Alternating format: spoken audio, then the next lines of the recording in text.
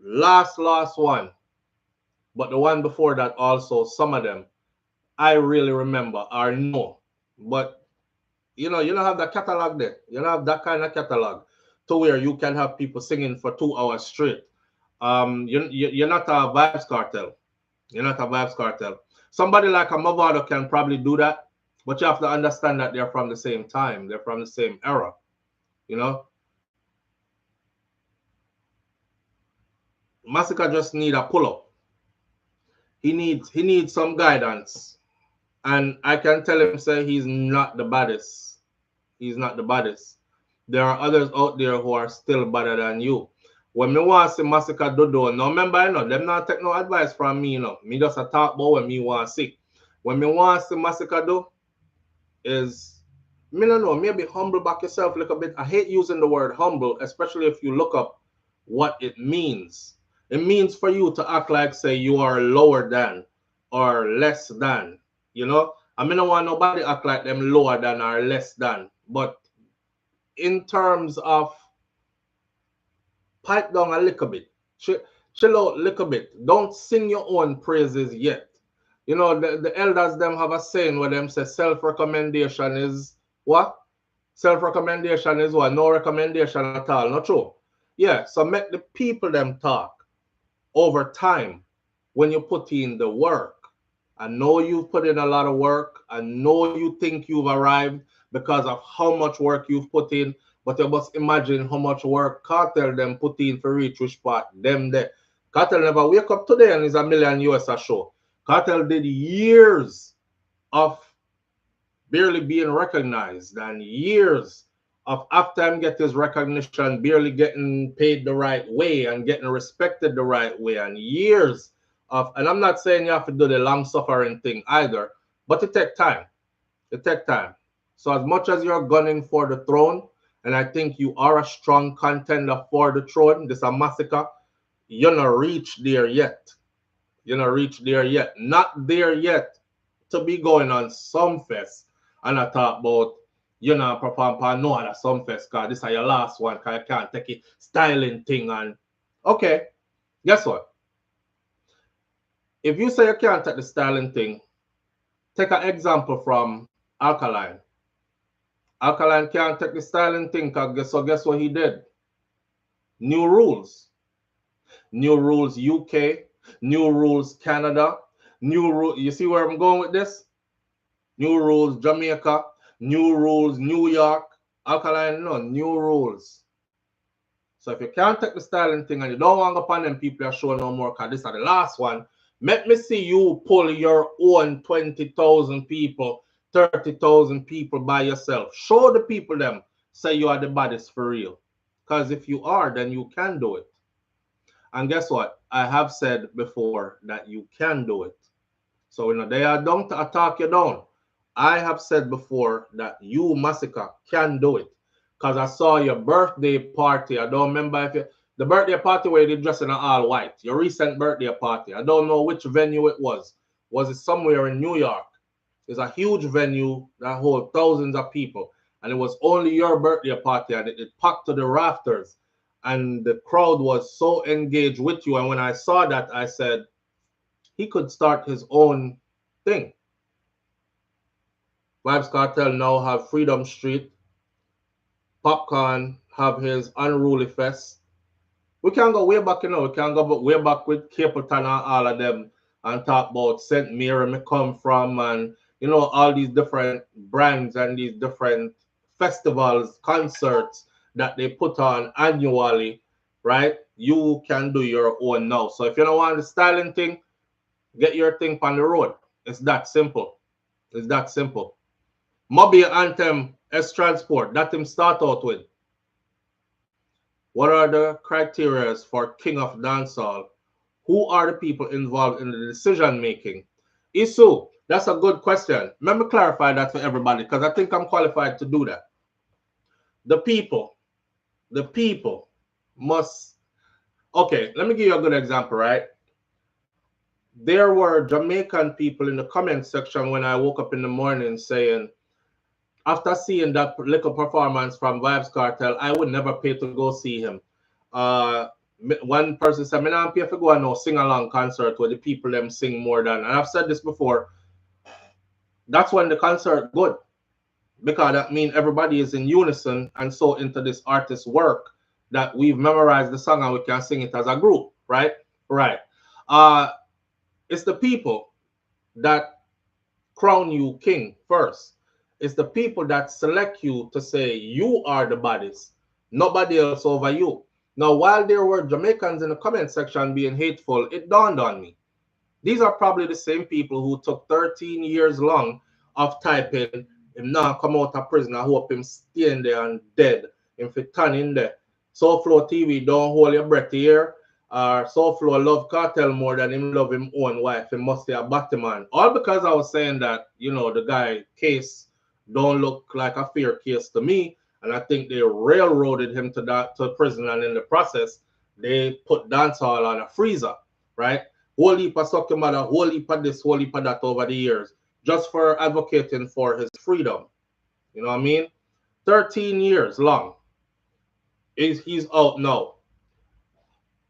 Look when the Jamaicans who are saying that can't say that no more, because here is where the jealousy and bad mind turn up, right? Could you imagine you praying for 13 years for somebody making turn in there and get locked up? And by the way, let me say this again. In the 13 years that Vybz Kartel was incarcerated, it was over 17,000 Jamaicans that were murdered. So I don't want nobody tell me about Lizard. And no disrespect to Lizard family. I don't want nobody tell me about Lizard but one person, because most of them don't care about none of the 17,000. And if you never advocated for the 17,000 and for that alarming number, we're not talking about 17,000 chickens slaughtered. We're not talking about 17,000 roaches where you step on and kill. We're talking about 17,000 Jamaican people dead, murdered. 17,000. That number not alarming to you? When I say murdered in a little time where Kartel go to prison and come back out? If that number is not alarming to you, don't pick up the, oh, because he killed Lizard. We studied the case. The state did not prove. If you're going to tell me somebody murdered somebody, tell me how them do it. And then show me the evidence where you have say them do it. And if I see that, hey, I don't care how good your music is, you did it, man. Yeah, you killed the man, so go do your time. They were unable to do that. That's why them out now, right? Okay, with that said, these same people are still around. Imagine advocating for this man to fail, to be locked up for life, for 13 years straight, only for him to not only get free, but to be richer than he was before, to be more famous than he was before, to be more freer than he was before. No, you have to think about this enough. Yeah, him come out, but I bet him can't fly. Yeah, don't act like you don't remember those conversations. Yeah, them let him out of prison, but I bet him can't fly. Him can't enter the US. Probably can't go to Canada. Him have Sidem beside him, because married. Him have to go married Sidem and hope say him get a pass to go in the UK in that way. Sykes him a use, you know. We know say that's why him have the white girl there, because he want to marry her so him can get into the UK. You don't act like you don't know that. Or you never heard that conversation. These are all the trending conversations that was surrounded that. Well, imagine your haters watching you go into the UK, back out and back into the UK, beer big things, mobile award, lifetime achievement award, get back out of that, back over the wireless festival, on stage with Drake and all the other A-listers, Burna Boy performed it, this, that, and the other, without marrying the white girl to get papers to get into the UK. What did I tell you? It tells you that he's moving about freely now, right? Not only that, the US, bet him can't go America. Uncle Sam now let him in. He not only in America, the man is in America buying up properties. Him say, ghetto youths, real estate, ghetto youths. The man I tell you, do something sensible with your life. You make a little bit of money, not go spend it out and dash it over here. So invest your money in something where that is tangible. Invest your money in something that can appreciate in value over the years, right? And when him go so and say, So this is my first piece of purchase, my first house we purchased. Watch how bad mind dead. Turn the camera this way and cross the water. Properties, houses, and we just purchased that one over there. And you see him two son them stand up in by the pool over across the water at the other property that is mirroring the one where my stand on. So not only did he make it back into the US, he's here buying properties that a lot of us who've been living and working our asses off in the US for years still can't afford to buy one of those. So bad mind turn up in a lot of people. So now they can't say keep him in there anymore for lifetime, bust that off. No, they can't say him can't go to the US and can't travel go nowhere because him doing all that. No, them can't say him can't sell out no Barclays and him can't do no big show in America because it not go successful. Nobody no know him like that. 13 years in a prison, him think flop. He proved you wrong many times over. Back to back on your ass with the Barclays, right? All of it is right in front of them. So what am I gonna say now? In performance, them lame. Me wouldn't spend my money if I go see him. It was funny watching the interviews leading up to Sumfest performance. A group of white women, young women from the interviewer was like, "So where are you from?" And one said Ukraine. Me and her, we're from Ukraine. Like she said, me and Abby are from Ukraine. And where are you guys from? And the other ones said them come from some other part of Europe or something. And who are you here to see? And Vybz Kartel, of course. Do you know that he's getting crowned today as the king of dancehall? Yes. Them say yes, and that's what we're here to see. Do you think he deserves it? The lady said, of course. Who else? It has to be him. Who else could it be? So while you did it, I talk like said the man is not deserving of what he's getting and nobody no know him and him is a nobody. I want people to understand that your hating on the outside cannot diminish the greatness that is being accomplished. Right, that's all. I want you to understand that all the things that he's doing, no matter how much you talk bad and type till your finger them tired, is not going to have an impact on what he's doing. Theme thing just said, he said something one time. Him said, yeah, none of them not upon my level. Not even I know how I do it. My friend, that is when you're walking on your purpose here. When you're walking in your purpose, not even you don't know how you are do it. Because enough obstacles where you see, you don't even know how that are going to get moved out of your way and it just get moved out of your way. So when you see the brother come back and talk about God is the greatest and God is the greatest and God is the greatest, it's because, like Bounty Killer said, he was humbled. I was watching a recent Bounty Killer interview. Bounty Killer said he himself, Bounty, me, he said, me get humbled. I was humbled. Vybz Kartel was humbled. That's why you see him go on so now. That's why you see him talk or him talk now. He was humbled too. A lot of people haven't been humbled yet. So them not understand that part there, the journey. You know what I mean? So Masicka made this mistake before. Because I remember upon an interview where it was Mr. Winford Williams, Masicka. Mr. Winford Williams was in an accident recently, by the way. And the accident is really, really bad. But he has put out a message since saying that thanks to everybody for their well wishes and he's doing all right or he's coming around, whatever. But the accident is really, really, really bad. Like not much is left of the front of that car, like all the way up to the windshield, like the whole of the front of the car gone. But anyway, it was on Mr. Winford Williams' show that Masicka was making fun of one of the most prolific dancehall artists to me, right? Idonia. And Mr. Winford Williams looked at Masicka and he said these words. He said, in the line of young bud don't know storm, right? He said, but look, because he must say, him fall off. My boy fall off already and not go on theme and him lazy and whatever. Idonia him attack.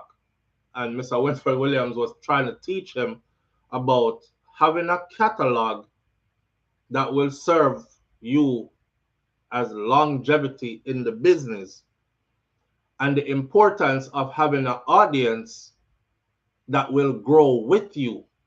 So 10 years from now, 15 years from now, 20 years from now, that's what happened with Vybz Kartel. A lot of us can remember him 15, 18, 20 years ago.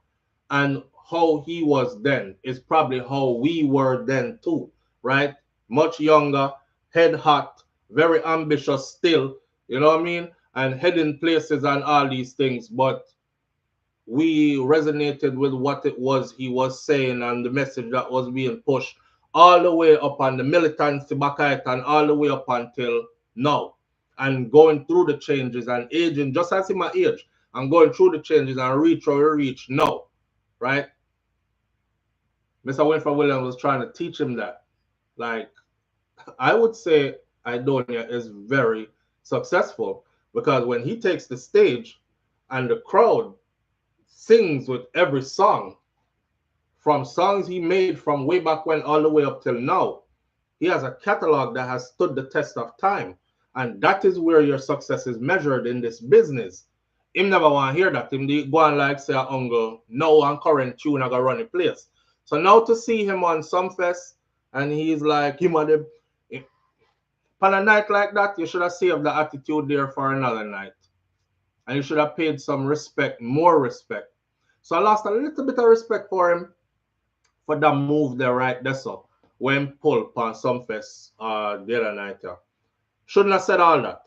Should have said all that. What he should have said was, you know, big up Kartel and I feel your time now and I hope to get there one day too. There's nothing wrong with paying. And I noticed that about this generation too. They have a problem paying homage to those who paved the way. And they're hungry for it now to the point where them think them can just kick down who has it now and just bad man take it over kind of thing. And that's not how it works. That's not how it works, and it's not going to work like that for nobody else, not even for you. Time and place, Dr. Serious, not true? Time and place. Night TV Lifestyle says, not realizing that when they pay homage, it opens up more doors for them. It's sad. They let the ego kill it off. Exactly. Exactly. It's like they have a problem paying homage. A problem saying, okay, if I was Masicka on Sumfest stage, I would have took that stage regardless of what happened backstage. I'm booked for this event. I'm sure I'm getting paid for the event. That is that. I'm moving right along. Now, on the stage, I'm going to do something like this. Tonight is the crowning of a king. We've been know say him the king of this genre. He's a very big inspiration to me in the music. He's one of the people that inspire, because you've said it before that he's one of the people who inspire you so much and all these other things, right? So say it loud on the stage, and then people will remember you for that and said, these are the heights I hope to reach too. I'm working towards this too. You could have took the moment to shine yourself.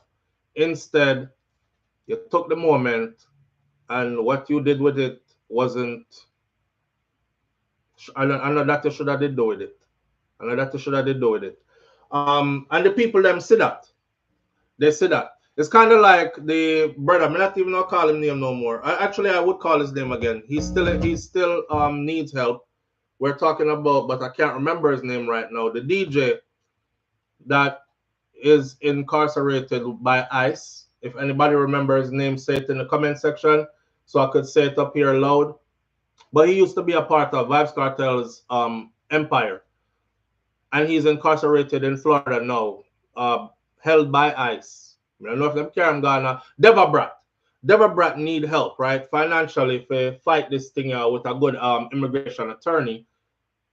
And his family member called in, and his family member could have seized the moment and got real help for his family, but him calling upon some. This is how we like spoil, I would say, the gift. You know, you look a gift horse in the mouth and then you kick it. Use the moment for something different. So Nuffy, this is what Nuffy had to say. Nuffy said, let me see. Talk about no blood clot about my Sumfest. Eh? Move on a blood clot and go, man. On a bad mind, a blood clot. All you know, Joshie. Poor blood clot, you. Before you mind your own business. You get a little blood clot chance with Silk Bass. Eh? Look at Hungry Belly Joshie. You get a little blood clot chance with Silk Bass. If you got a career in your hand. All you're interested in is to run back a man. PP pluck like a big artist to call you up on stage. Eh? You come and talk about king and this and king and that. Move your look up blood clot, follow back and go. Eh? You know about dancehall? You know about dancehall? You think it is easy to pass blood clot being a man and cartel, sir? Laps him 3 times. Talk about no blood clot about my Sumfest. So obviously you see that there's some kind of something there. Me's a man when me talk, them vex. But me just start the fucking truth. I mean, I talk nothing but the truth. Them not happy for you, my general. Them not happy for you. You come out, you get visa, you're there foreign, you move up and down, and I hear you talking. Not even you yourself believe say you then get a visa. Not even you yourself believe say you then get a visa. You're on the stage and you're talking. You put on your testimony. You're putting down your testimony about what you got through. And dancehall was on a chokehold where Afrobeat beat it. Didn't I say that? Didn't I say that a couple weeks ago? Beat it. Burna Boy and all that people come out and them beat it. That's Jamaica. With Mr. Man with the talk, them.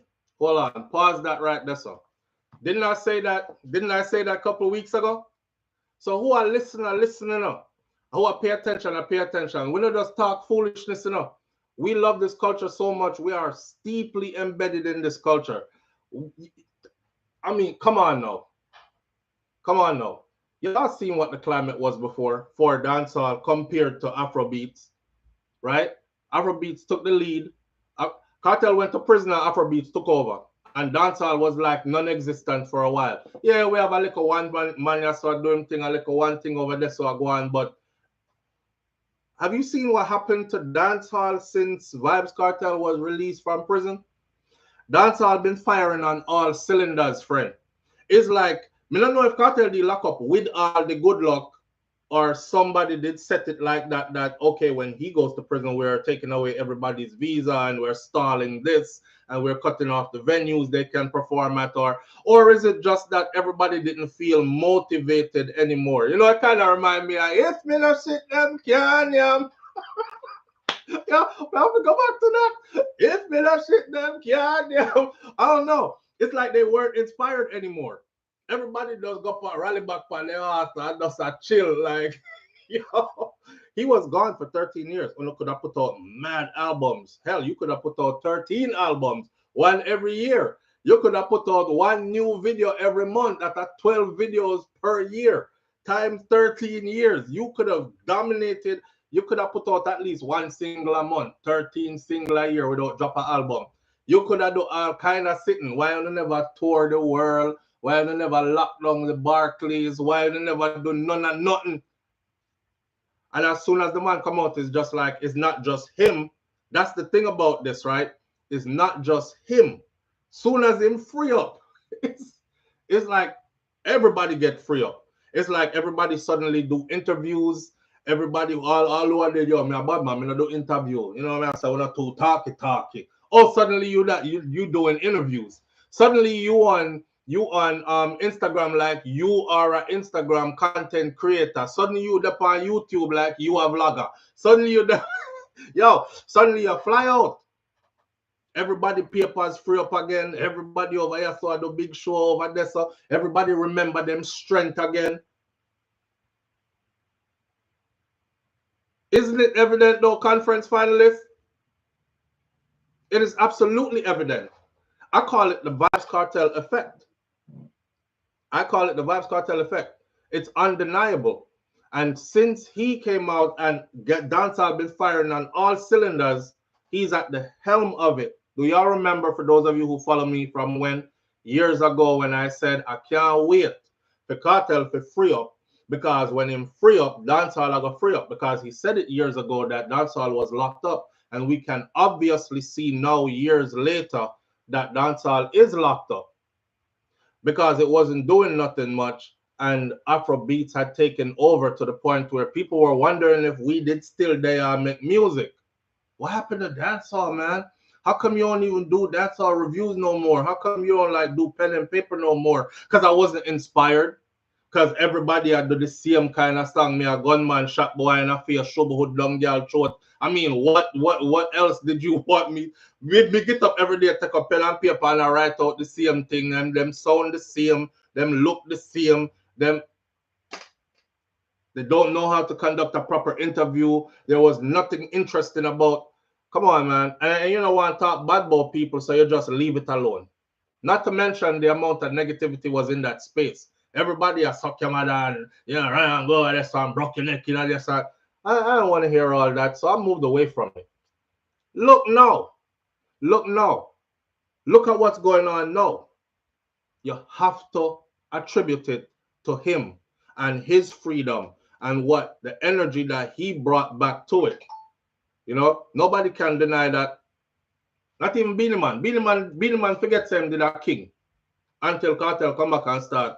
The people them start say the king is here. Then Beenie member say my king. Hold on there. We want nothing finish with say what you must say, but hold on. We can take a call right now. Live on the air with SouFLo. Good morning.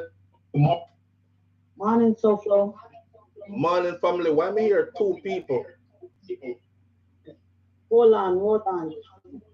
No, me hear a man voice first and then yours. And I'm hearing myself echo. You can't hear me now? Yes, can hear you. Lot of echo. I'm making what the mic sound muffled. My mic? Yes, if we could. Okay. Whatever device you calling from is giving a feedback too, cause me sound double. How me sound now? You sound clear now. Okay. What me I said to you is how me sound now. Me didn't have it from the Bluetooth.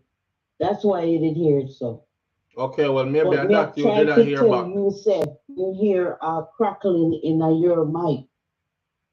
Okay. All right, my friend. Anybody else hearing a crackling in a mic? Give me a couple of hands up, thumbs up there. Let me see if we're having an audio problem or not. Or maybe it's Marie's ears and her own equipment. No crackling, we're good to go. All right, I get no crackling, Mel, no crackling, Julie Tapper, no crackling, Stacian, no crackling, Ariel Fowling, say you sound fine, Donna Davis, thank you, Michelle Taylor, RN, big up yourself, Reggae Girl, no crackling, not one crackling in your mic, yeah, SouFLo, says Resilient, big up yourself, no. All right, thank you, I appreciate it. Good to go. Let's hear more of what Nuffy had to say, okay? So we're gonna reverse the thing.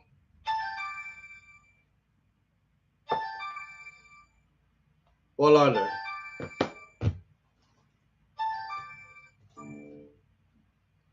Live on the air with SouFLo. Good morning. Good morning, so how you doing? I'm doing good, bro. How you doing? I'm all right. Talk to me now. So yeah, man, I like what I go on. Like I said, if we not sit them can. Yeah, brother, it just flying on my head just now. If we not sit them can, cause. And you know what? As arrogant as him sound when him did say that, it looked like that's what it actually is. Even though I'm not push that energy level no more, but me we push it because it looked like that's what it is. But give people them credit where it's due, Yeah, because what he's doing now, I see him make enough artists eat our food. Mm-hmm. Even if people feel that they can do arenas now, So now they're going in the arenas and book more artists. And you know, keep on doing arena shows. So they can make enough people eat food. Yeah. Yes. Yes. And so remember we used to always say to us, anytime artists come road, the artists are can't sit down in peace, they have to go work hard. You remember? You remember? Yeah. All right. I remember where we said Jerome, we said, listen, if you're not associated with Vybz Kartel, I'm talking about either signed to him label or do songs with him or he's endorsing you, your bookings them are gonna dry up. So get as much as you can now. You know them cost for that. Get as much as you can now. Because remember, you know, before him come out, you know, there's a lot of faces who were looking like they were running the place, you know, because they were very much everywhere. Every time you turn on anything, them dip on it. And then after Cartel come out, it's like them disappear. I don't know if them disappear purposely or them just actually dry up like that, them influence dry up or they're following dry up or what happened. But they disappeared, you know? So Flo, because me kind of don't know what Cartel mean when he said when he come out, them career cut like a short like Nicki Minnie. Them have to go work, bro. But on the positive side, look, because them have to go work, because a lot of foolishness was going on. That's why I never want to do the review them like that no more, because a lot of I hate to sit down and write out a song, and me's a conscious person, I'm a big man. So I sit down here and write foolishness over and over, and I'm like, Jesus Christ, I can't even turn this in a comedy, but me have to rewind, okay, catch the words, them. Rewind, me I write it out. I'm like, are you really gonna like go hold pen and paper and say this in front of your audience? No inspiration, brother. One night time, these young girls don't have vagina anymore because me appear put out throat back. Yeah. Down in that throat, you know, pop off cancel. So everybody. These vagina don't work anymore. Everybody, like as soon as them come out, that's the lead. So yeah, they're gonna have to go write songs, songs that have content, meaning, songs that have feeling, songs that is more than about a vagina and well not a vagina but a throat back. Songs now they have to go actually do work. You know what I mean? Now they're gonna have to actually go do work. But again, on the good side of all this is dancehall is firing on all cylinders again, and it's definitely Vybz Kartel who set the pace. What has happened is the big promoters out there are catching the wave, and they're like, damn, did you see the last show that happened? It was a dancehall show. Okay, we need to use that arena again and replicate that with some more dancehall artists. And that's what's happening. That's what happened. What you think about the baby crocodile and the young crocs and where they put to war? Them not ready for no war, brother. Them need to go war with Alkaline. That's their level. Go war with Alkaline. You say you are the baddest now, and Alkaline say him not the youngest no more, but he is still the baddest. To one war thought I make we tell you who are the baddest. And you know what? That would be a hell of a war, you know, because just the other day I listen again to Microwave by for Popcorn. But yo, if y'all never listen to Microwave from Alkaline as a diss song to Popcorn when the war did hot, go listen to it. When the man start out and say, behave yourself, Microwave, him say, whoosh, whoosh. Two licking him. And it's like, behave yourself or a grave. Yo, and then you start out, streets don't know man legit in a war, them a fidget in a war not once. Them a boost up a little midget in a war, them a bitch in the war tracks, man. Everybody knows say something, you should have never sing that song. So Flopcorn, the man says, so pussy Flopcorn, the whole world know you're no bad man. Anyway, me see him pussy me, I bust your face, show you say you can't style one done. The man said, me will shoot up the car where your man buy give you make you feel left that abandoned. This was a time when Drake had got a gift for Popcorn that was, I was explaining the song to my sons, and that's the reason why I remember it. See, me not on to dancehall song, like if I listen to them once, I will remember the words. If I listen to it more than once, definitely I remember the words. But when I go back and listen to it, me I say, I them need for war, man. I them need for war. So you get clipping know, vendetta man, them gone with you know. No, man. No, man. No, man, I love dancehall. That's what I say. Now, if it come to war, Alkaline is not in Cartel League. So just go war Masicka. That's the war we want to see. You know, me just listen to you that thing and this came to mind. You see, when an artist just a bust and them really broke and they're really hungry and them truly want to make a money to buy a mummy house, then go hard. They put everything in the fiber in them belly, you know. They put everything in a song because they want bust. And as soon as them bust and can buy one little beat and then they get 2 girls, them drop. So you see, Alkaline do have a personal vendetta against Popcorn, you know. So you see, when he go hard for all that something, him really have something against Poppy at the time. So he put out all his best in his song. But Popcorn can't handle him though in a clash. No, me I said that. Popcorn can't handle Alkaline in a clash. Me I said that. So Alkaline when Camille do an album and every dance Camille go and say not a badness and the whole crowd that sing. That a Tommy Lee. That a Tommy Lee. And I feel like Alkaline is afraid of Tommy Lee. But Popcorn can't handle Alkaline in our war. I bet money say me call this right, bro. Me call this right. I'm afraid of Bardo. I didn't get a slap out there. So you just yo, you're disrespectful in your words, Masicka. So what you think about Masicka? Never give, not even big up a man. Not even go and never say big up a man. None of them no big him up on the night where him get crowned, not just Masicka.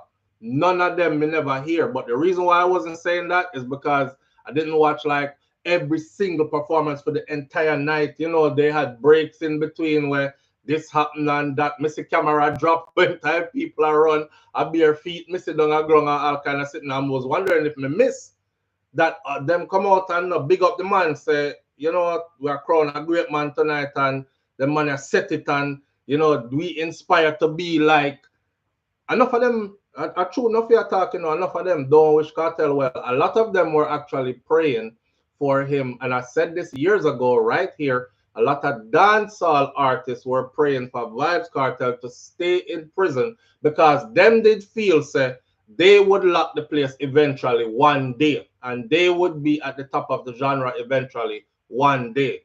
And they're not. You know, so people here we talk and see say excuse them. Big up Jamal. Big up Jamal, dance one. Yeah, man. You know, people here we have said these things and then think that excuse. It's just hold on, sorry, Jerome. No mean to cut you off. I have to say this real quick.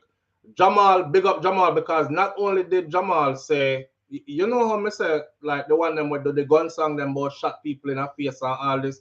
Them need to actually tell the youth them say, yo, a lyrics me I deal with, me not endorse them kind of thing there, right? Like Masicka go up, they go talk about I shot people in the face back so outside of this, like outside of DJing on stage. Him a walk around, they're gonna shoot and murder people. Jamal, I saw said on a public platform, Jamal said, you see that done something here, just know say I know this way I promote because me not encourage the youth them to be no dunce youth or nothing like that. He even went as far as to say, not telling no lie. Only if I sang them when me I do, I probably a next man I go get rich off it instead of me because no understand the contract them and how to read them and something there. So they done something and something for you like glorify and promote, you know. And that him I run with as a image and everything, but it's not the glorification of dunceness as in ignore intelligence. Go and go get your education. And me like that he actually said that, and me I big him up for that too. Yeah, man. Yeah. Me man alive. And him say, boy, I told me done still, but if me never done, right. me could have people know, but on the name fuck up at the child. The can't pick it up. So you tell them say you can't read him done surreal. Yeah. I couldn't read the teleprompter, but me done. But me done on the name fuck up and can't pronounce.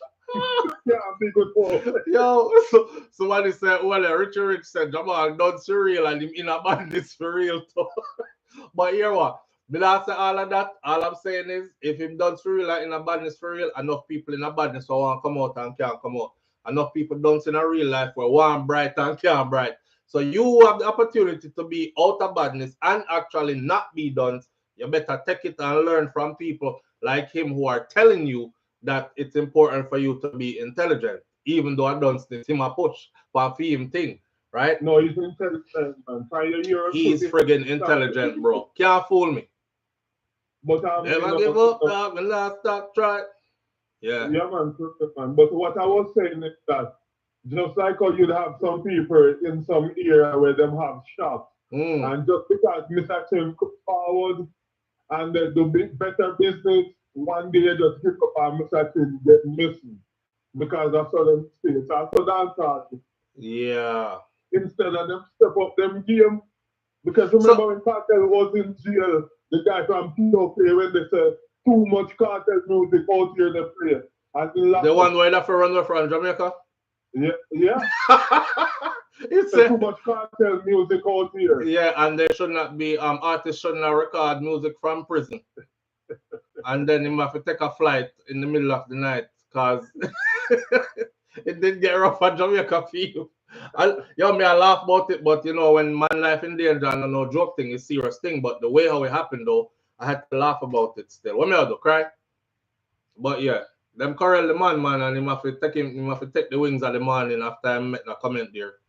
You know? And I'll be a bad man in the comment there, bro. That's why the people them never take it good. Because you're free. You're out in free world. You can go to the studio at any time you please. You can book an interview with any platform. You can be on multiple platforms. You can promote your music. You can put out album.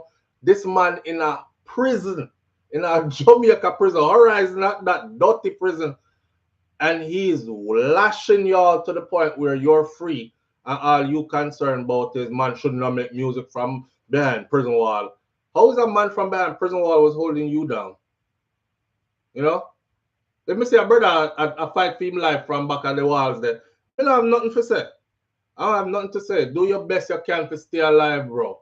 That's all I got to say. But hey, everybody ain't built like that. You know what I mean? Some people are praying dead back there. Because them feel like, and you know what the funny thing is, if Kartel never come out, them still wouldn't reach nowhere. If Kartel wasn't free, no, a lot of them who are flying out right now probably wouldn't be flying out this year. Yeah. And probably wouldn't be seen this year. Right? I know some believe that when they build MPP, you know, come together, you know, to take over Dancehall MPP. You still believe that Kartel stay behind bars, release picture and manner. Used to say Gaza and tear down MPP. Because yeah, man, Kartel revealed say what? So this man when the performance said, "Burn out battle wash." I start yo, me have to just big up the artist. Big up the artist. Big up Kartel, you know, a real warrior. Real warrior, man. Real warrior with a real warrior spirit. Big up yourself, brother. So, let me answer something. If there was supposed to be a war, you're going to support the two artists same way? Which two artists? If there was, hypothetically, you think there was supposed to be a clash with Alkaline and Masicka? Yes, sir. Yes. If not going to support the two artists same way? Yeah. Yes, man. Why not? Why not? But here what? Me have to go be a spectator, seeing. Like if Gaza war a go on, like if Kartel a war with somebody, me automatically take Kartel side already. However, if I see a tune bust in another war there, like for instance, Mavado, where if you go back and watch my review, when Mavado did answer Kartel one at the time, I say he's not dead, but he's wounded, man down. Mavado hurt him with that one there. He's wounded. So I'm not afraid to give credit where credit is due. You know what I mean? If you win, you win. I saw the thing go. That's why I want them to do it. So we can actually I can be impartial. So I can really sit down and look on the two tune and compare and say, nah boy, I'm hurt here. Just like how me I tell you, say, go listen Microwave again. If you haven't listened to it in a while, it's gonna hit different now. When you listen to it now. Go listen Microwave. You're not gonna look for a popcorn to see him again. Family did say plug out the microwave. So all right. Plug out. It did plug out. Yeah. Whoosh. Yo. All right, brother. Big up yourself, manners and respect. Oh, Jaja. Man said, behave yourself, Microwave. I agree. Whoosh. Boy. Jerome Galang, man. We want to hear about the pictures. Wow, we soon get to the picture, man. We soon get to the picture. But we finish up with Nuffy I said first. Then we're going to get to the pictures. Jesus Christ. One thing about Vybz Kartel is he's super controversial for real when he needs to be. You know, if you keep the thing relevant, the man don't miss. And it kind of, that's why some people look so boring, because they don't have no excitement about them life or nothing for me. Because if I know the man music you talk about in personal life. Let's finish up what Nuffy did I say still. All right, Nuffy said right there. It look like we're going to extend on this morning still. Nuffy, what you say? Mr. Man, when me talk, them vex. But me just start the fucking shoot. Pick up our left arm. Nothing but the shoot. Them not happy for you, my general. Them not happy for you. You come out, you get visa, you're there foreign, you move up and down, and I hear you talking. Not even you yourself believe say you then get a visa. Not even you yourself believe say you then get a visa. You're on the stage and you're talking. You put on your testimony. You're putting down your testimony about what you got through. And Dancehall was on a chokehold where Afrobeat beat it. Afrobeat beat it. But Burna Boy and all that people them come out and them a beat it. That's Jamaica.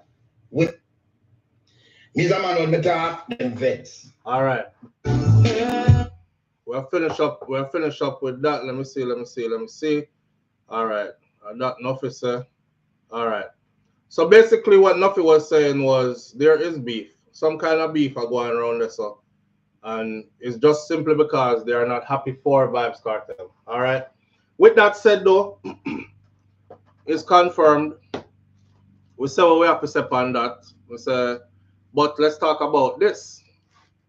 Where is Sidem? Where is Sidem? Oh, when Masicka come talk about maybe a film place, our place, and we run around here, so Tommy Lee was there. Tommy Lee Sparta was there. Everybody knows that, you know what? I'm not even gonna go into all that because this might go on somewhere else. But that statement that this more than just one person that night there. Let's put it that way. All right. Just remember, say, badman, gunman thing and artist thing don't mix. You're going to end up where you don't want to end up, right? Where is Sidem? Because here we were. Here we were. You know, me notice, you know, Kartel went to the UK, he went to Germany, he went to these places. Sidem was right by his side. You know, me done put out my Sidem, no Sidem, S-Diva. Me done put out my disclaimer already. I said Vybz Kartel, me said Kartel, forgive me already ahead of this one. Cause me I go in on this one. See? Is it just entertainment sake? Live on the air with SouFLo, good morning. Yeah, SouFLo. Hear me now? Yeah, man, we can hear you. Yeah. Me didn't notice Sidem was missing too. You didn't notice I needed to wonder what happened to her. Because this is her fiance's crowning. Right. How could she miss that? Right. This wasn't just no regular event. Exactly. Not only was this his crowning, this was his first Sumfest in how many years? Exactly. Yeah. over a decade and a half. The same question too. Where is she? Mm. And then Mr. Picture with him and Shorty. Did you see? And Shorty and hold the crown. We'll get to the point of okay. So did you see? I could talk about the picture of them. Did you see a picture of them? You see one of the picture and it look like him having hand pan Shorty bum bum. All right. You see the picture of them then. That's what you see the picture. Let me see. I mean, study it. I mean, I said, but we. Yes, sir. A hand pan leg and love up close. Never go back in the chat. Never talk about that. But you have 6 pictures of them right there. Never go back so you can't talk about it more. But what interests me was Muir, what is her name? Who? The new artist. Me never know she, but she performed very good. She have on a gold outfit. Me don't know who that. Muir. Chanel Muir. Chanel Muir. Yeah. Come on, Chanel Muir, a bad artist, you know. Me never did know her. Yeah, man, a bad artist. From long time. I said, this girl is good.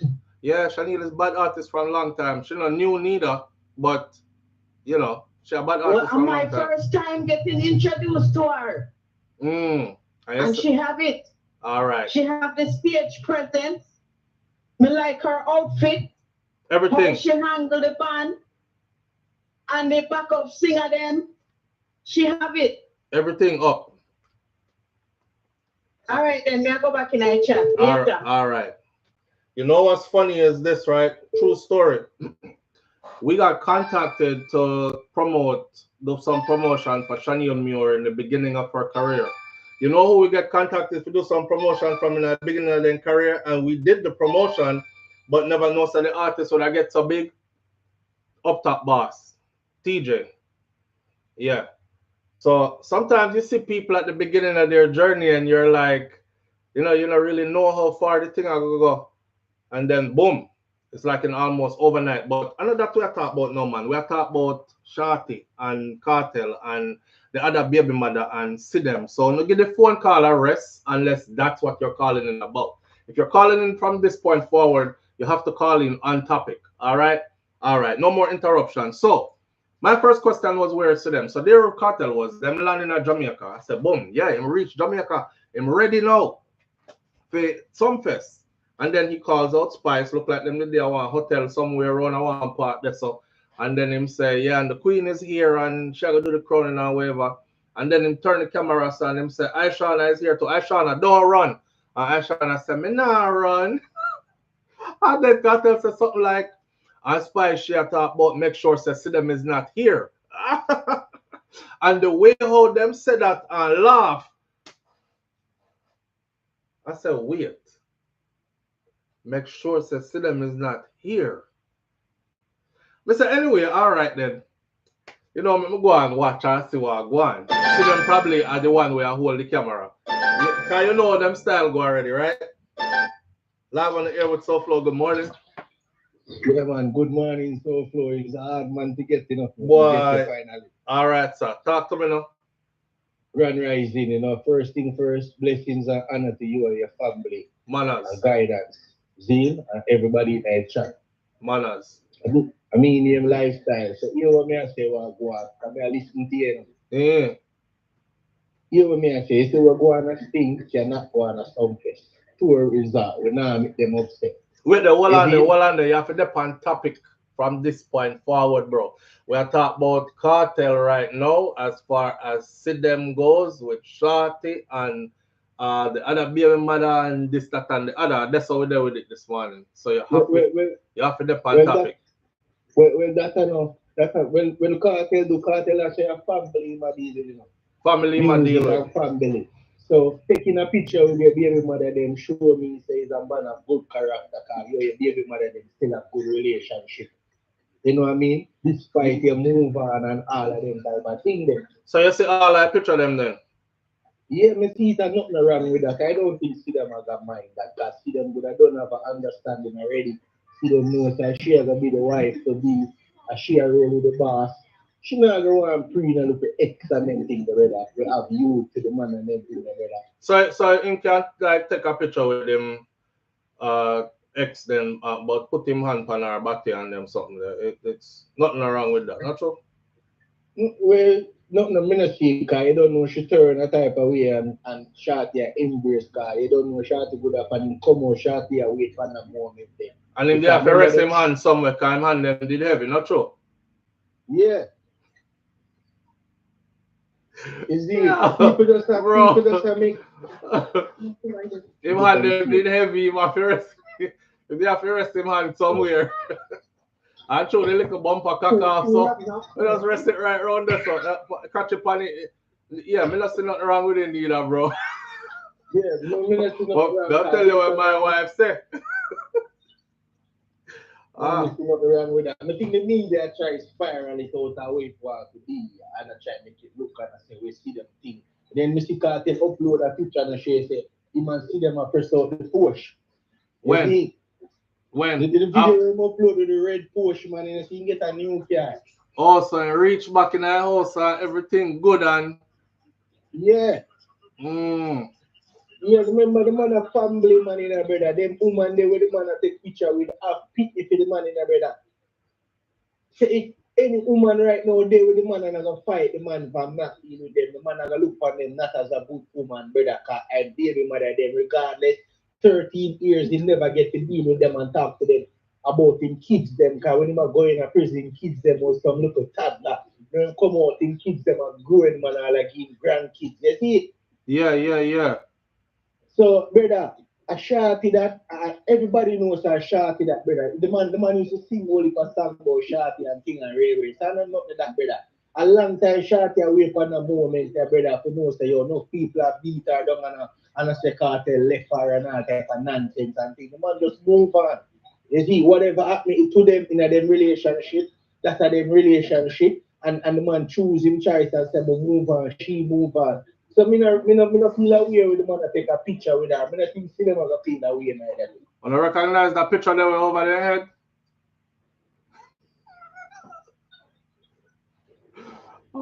Well, you know, she have got strong. She have got strong and make where we are say out here, you know. I don't think Sidem is bothered by what anybody is saying. Yeah, and these things could have been AI generated too. You know. Well, it's not AI, you know. It's real picture. But at the end of the day, Sidem will not be bothered by them things, brother. Sidem not gonna be bothered by them things because at the end of the day, Kartel come home to her every day, brother. She and Kartel have plans that we don't know nothing about. True. You see? True. And she not gonna worry about that, brother. Me hear him mention say one burner life hard still when the tickers they turn around on the stage there. Yeah, him say boy you see how one burner life hard. So him still a push the one burner life thing same way. Well, nothing wrong with that because we need to teach you them in a society some morals, right? So and everybody look up to Kartel and say in this, in that, in lead the population astray. So now the man say God is the greatest and one burner. And one burner. Have a family. Yes, settle down. So like when I show the youth them in a society say getting a wife and having a family and kids. Nothing wrong about that than having 10 women and you pick them all over a place. Same. So Kartel has set a different morals since he come out. The man a lead by example, brother. You see, all of the big powerful rapper them over the world, all of them have a wife by them side, brother. Same. When them done with Magnum and Sting and them type of thing there. They have a queen on the front line and hold it down and keep it together. The front line, brother. Even Bob had Rita. Society today, no man really believe in a marriage and settle down and having wife and them type of thing. So we need to change the moral of the youth then. I agree. So teacher do the right thing for him come out, brother. Just more time you see that's a little blogger like you know. So you SouFLo, you go by credibility, you don't go by clickbait. Some man are just clickbait them and deal with, you know. Yeah. Anything to get the views from them channels. So if them have to put Sidem and Kartel at war because picture with Shorty, just to make people click for it, them are gonna do it. May I tell you something to you, see? Nobody take social media so serious here. Cause It's there for entertainment mostly. A real life happen off social media. Exactly. All right. Yeah, man. I'm glad for easy this thing on G SouFLo. Let's go and bless up yourself. All right, bro. Manners and respect, sir. Yeah, man. And Kartel is the king, you see me? Yeah, no. Any other king, a Burger King. No argument. Kartel, a Paka. No argument. All right, sir.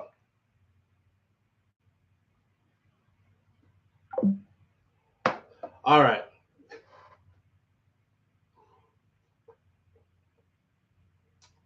All right, back to trust me, see them in a corner, $1 ball. Andre, me asked Shakira last night. You see, me said, babe. So if me detect them kind of picture here with X, right? Hand round waist in a one picture, well drip her up, hand pan body in our next picture. You know, them picture here. First of all, right? We're gonna go through a picture of them. Because pictures tell 1,000 words. All right. Now remember, you know, purely for entertainment's sake. We don't really know what going on in a cartel life. We'll say this. Wait. Spice was supposed to crowd Kartel, right? And when Spice, she said something about the media, Jamaican media going bad because they want a good picture for post. And she said, the king is sweating. So she said, she said, the king is sweating. She was like, somebody give me a towel. Here, Kartel, dry me, baby. It said, to Spice, it said, dry me, baby. Spice, then hear him. And Spice said, oh, me a kiss too, you know. So Mr. Spice look like, don't mix me in this Ross, you know. She was like, she don't hear it. She go like, she don't hear it. She take a towel and dry him up, you know, and then she take a picture properly now for the media people, them, you know, so them can glean and star and all them, so them can get them the crowning of Vybz Kartel picture for front page. All right, dry me, baby. Remember, say, them have a thing when they Kiss Me Baby, Kartel and Sidem, and then they also have a channel on YouTube. Let's plug the channel while we're here. Kiss Me Baby. You probably can go over to Kiss Me Baby, not probably, and see a whole bunch more stuff. For those of y'all who don't know it, they have a channel together on YouTube that's called Kiss Me Baby. But when he said Dry Me Baby, Dry Me Baby, I Spice, I said, don't mix me up. So, friendly. We'll talk some more. Friendly. Live on the air with SouFLo. Good morning. Morning. Live on the air with SouFLo. Good morning. Good morning. Hey, you're not seeing the notification, I promise you. The thing, you're not coming up on green now. You're up on green now. Big up yourself, man. Yeah. Because I promise you, I change, you know. So I say, you know what? Yeah, man, don't worry about that, man. We need you for the on topic, you know. Yeah, all right. Yeah. What I'm going to say. You see the argument? Mm-hmm. When I talk about the last caller, mm-hmm. you need to understand, say, you know, you see? Even you. If you go around your baby mother, then you might be in a problem, you know. And you now start control yourself. Mm-hmm. Kartel and Shorty good enough. Mm-hmm. And see them good. You know, so when he say about Spice, him say, yo, this come the dancehall wife. Spice, I'm dancehall wife. Stage, I'm a wife this. The hand. Woman have to be confident in themselves. How would the hand gone? You cannot control a man like Vybz Kartel. Another thing when me I go say to you, you see, I wish our client would not try test critical. Since you say our client bad, make him go lyrics for critical and sick. With who? Him head would have bust. With who? Critical. Brother, no bother with that. Critical no reach the say it. Me say, Mr. Critical, Yeah, that's why your phone a break up, man. Yeah. Because you know that you're not bringing the vibes right now. Let me go back to this. All right. All right. All right. Have a good. You too. Bless. Big up yourself and bless up yourself. I don't know where y'all going retical. We don't see already. The thing gone on a different level. The man call I love make excuse for Kartel them guilty. So no more phone call for a minute. Make we go through the picture them one by one. All right. I asked my wife yesterday. I said, babe, if I took a picture like this with the ex, is it a okay picture? Because some people know I watch it. Is it a okay picture to take with the ex? Wife says she not say nothing. She just pack her things and go about her business. so may I say, right? Said she not hand pan leg and all that. You know, like film leg tired or what? It's just a pic. It's just a pose, Charlotte Slaw. Yeah, his left hand was tired. And his leg was too tired to hold up his own hand.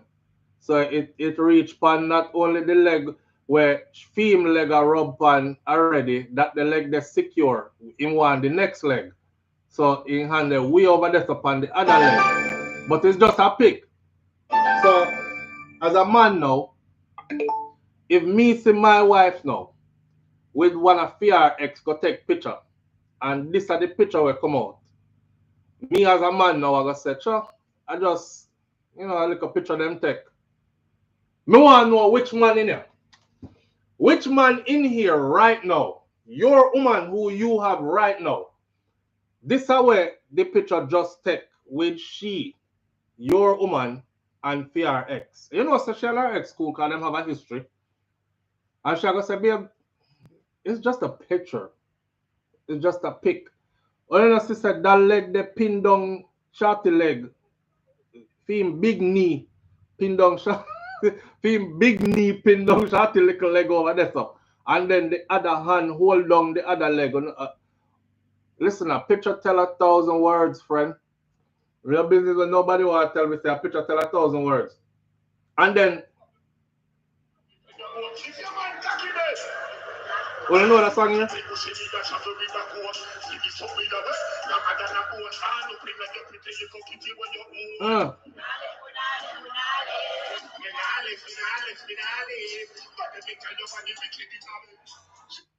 Let me stitch this together for you. The song is called Come Home. Kartel said they are foreign. Him couldn't wait. You know what him couldn't wait for? Him couldn't wait to come home. Him couldn't wait to come home to eat some good Jamaican food. Him couldn't wait to come home. I mean, I say, he couldn't wait to come home to Shorty. This is backstage at the concert. Right? She is singing. I don't know how Jamaican woman stay. Well, I can't speak for any others, but me know say Jamaican woman them we talk to you in a song. You know what I mean? All right. She begs with you. Y'all gonna hear some Whitney Houston. What's your name again? What the girl name where Jay-Z married to? Y'all gonna hear some Beyonce.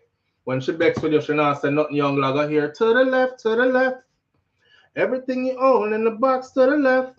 Yeah, I could have another you in a minute. That part that she go sing it out extra.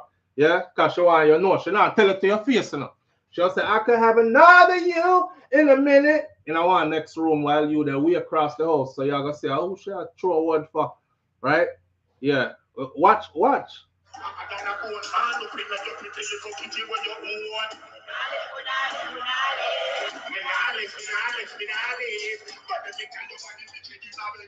Make sure Shorty know all of the words to the song. Shorty no sing none of the words them to the song.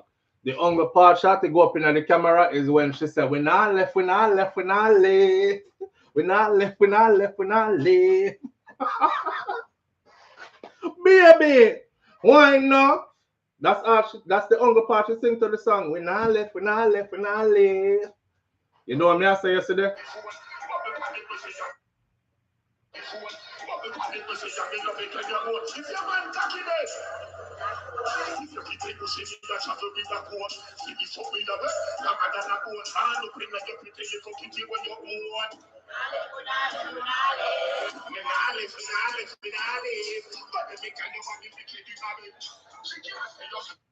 And then this drop. We now left, and then this drop. And then that drop. The hand come off our leg, you know, the hand there between the two knee them now.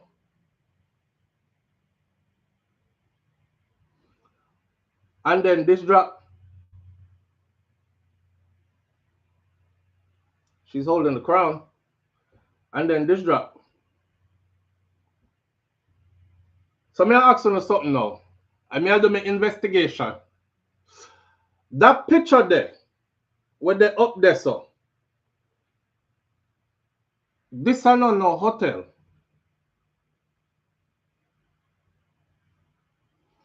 That picture there, that up there, so. This is not a hotel. This is a smarty house. This is somebody's house where the picture, look on the picture and look on the smiling at the picture.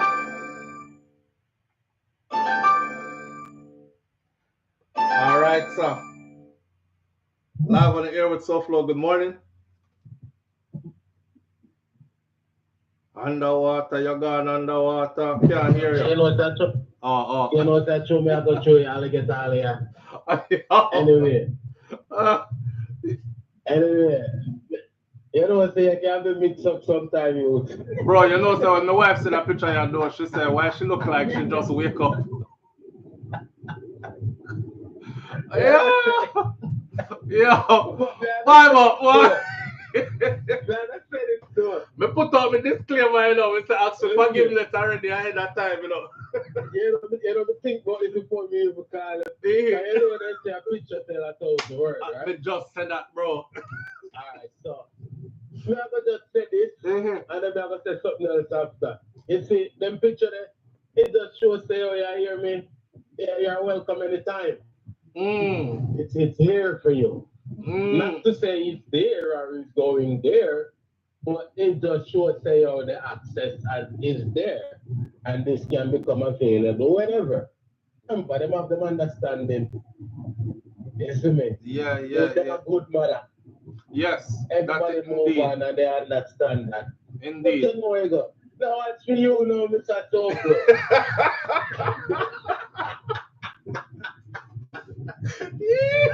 I go much every man I know. I mean, you are your baby man, and I'm good.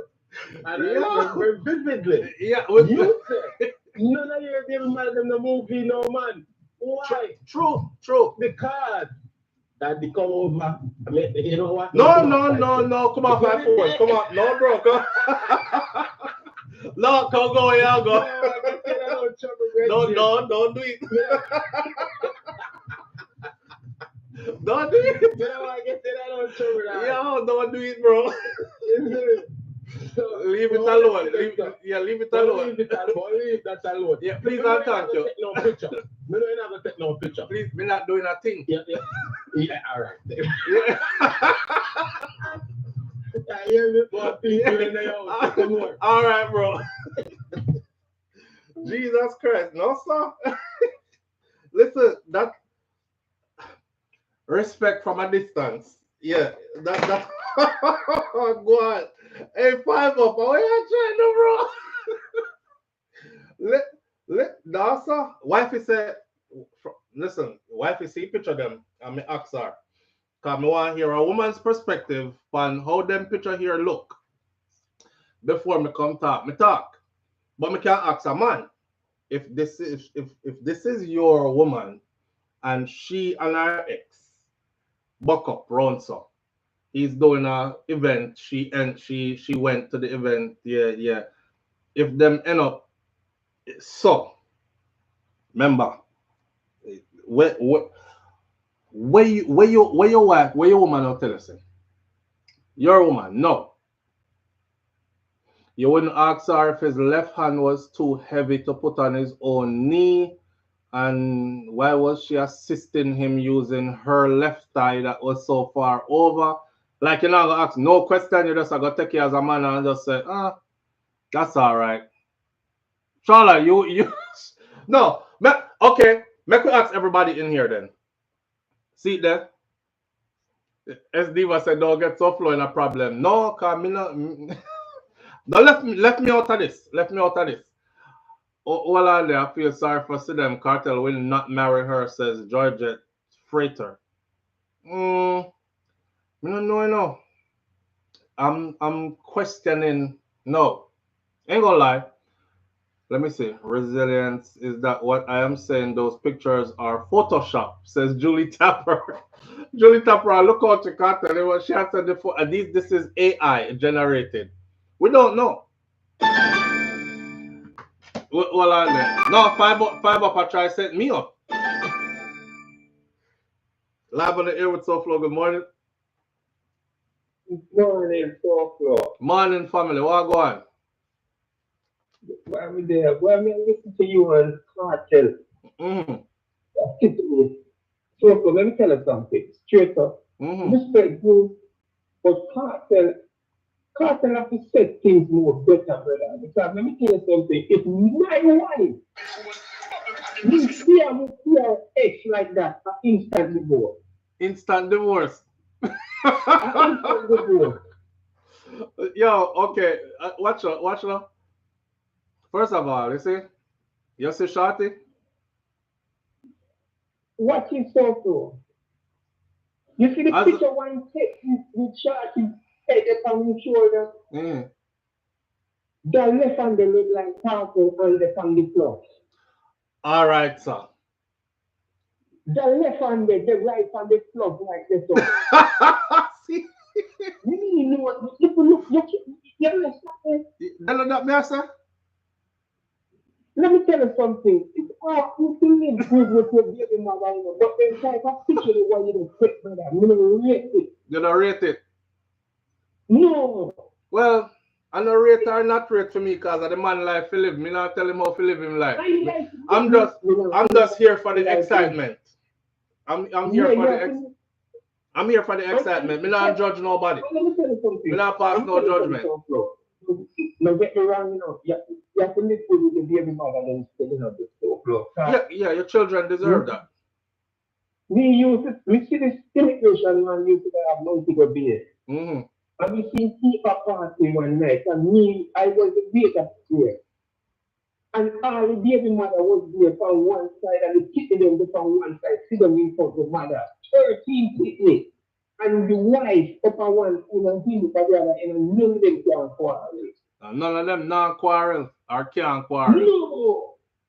But John, what is the Kartel one with Shorty? You know? Your wife couldn't do that with her ex? No.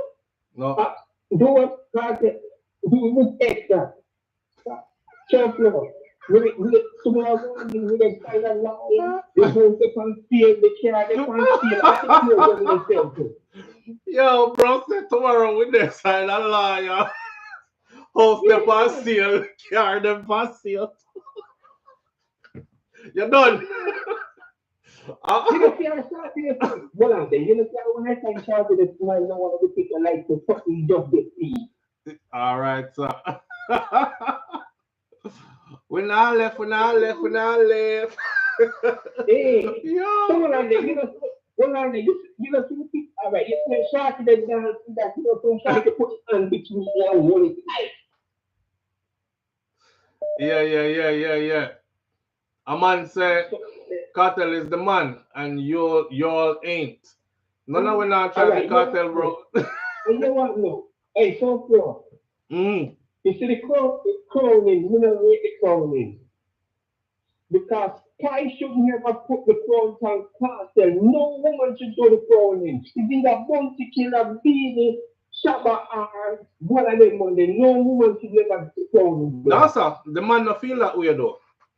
I respect what him feel about that. I feel him head. And if the man said him don't want no man to put no crown on him head, He no want a man to put no crown on him head. He want a woman to crown him. A strong black woman crown him. Spice crown him. I respect him for what he believes in, but this is my belief, sir. Right. I respect what he believes in. There is no woman should put the crown on him. He no crown yet. He must go crown over. All right, sir. All right, well, let's Manners. Hold on there.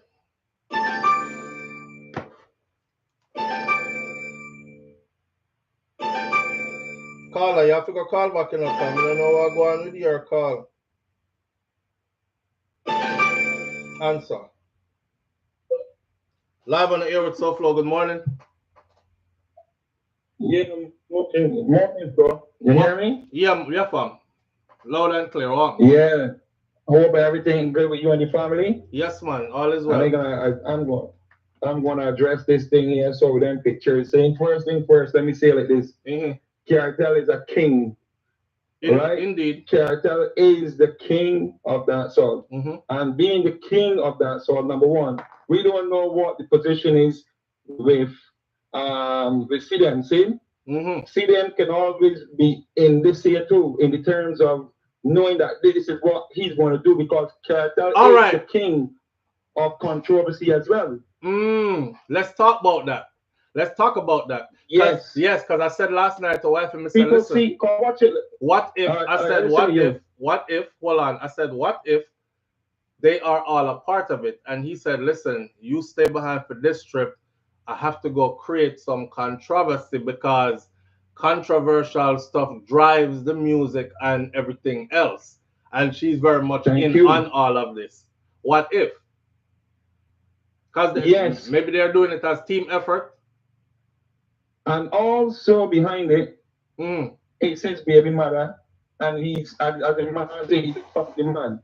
I have zero problem with what I see, because at the end of the day, for me, I look at it as Kartel is a man, and see them know what man she got, see them know what they talk about when them alone, how they operate, how he has gotten her to think about him, knowing that he probably just doing what he doing, but he keeping his word to himself.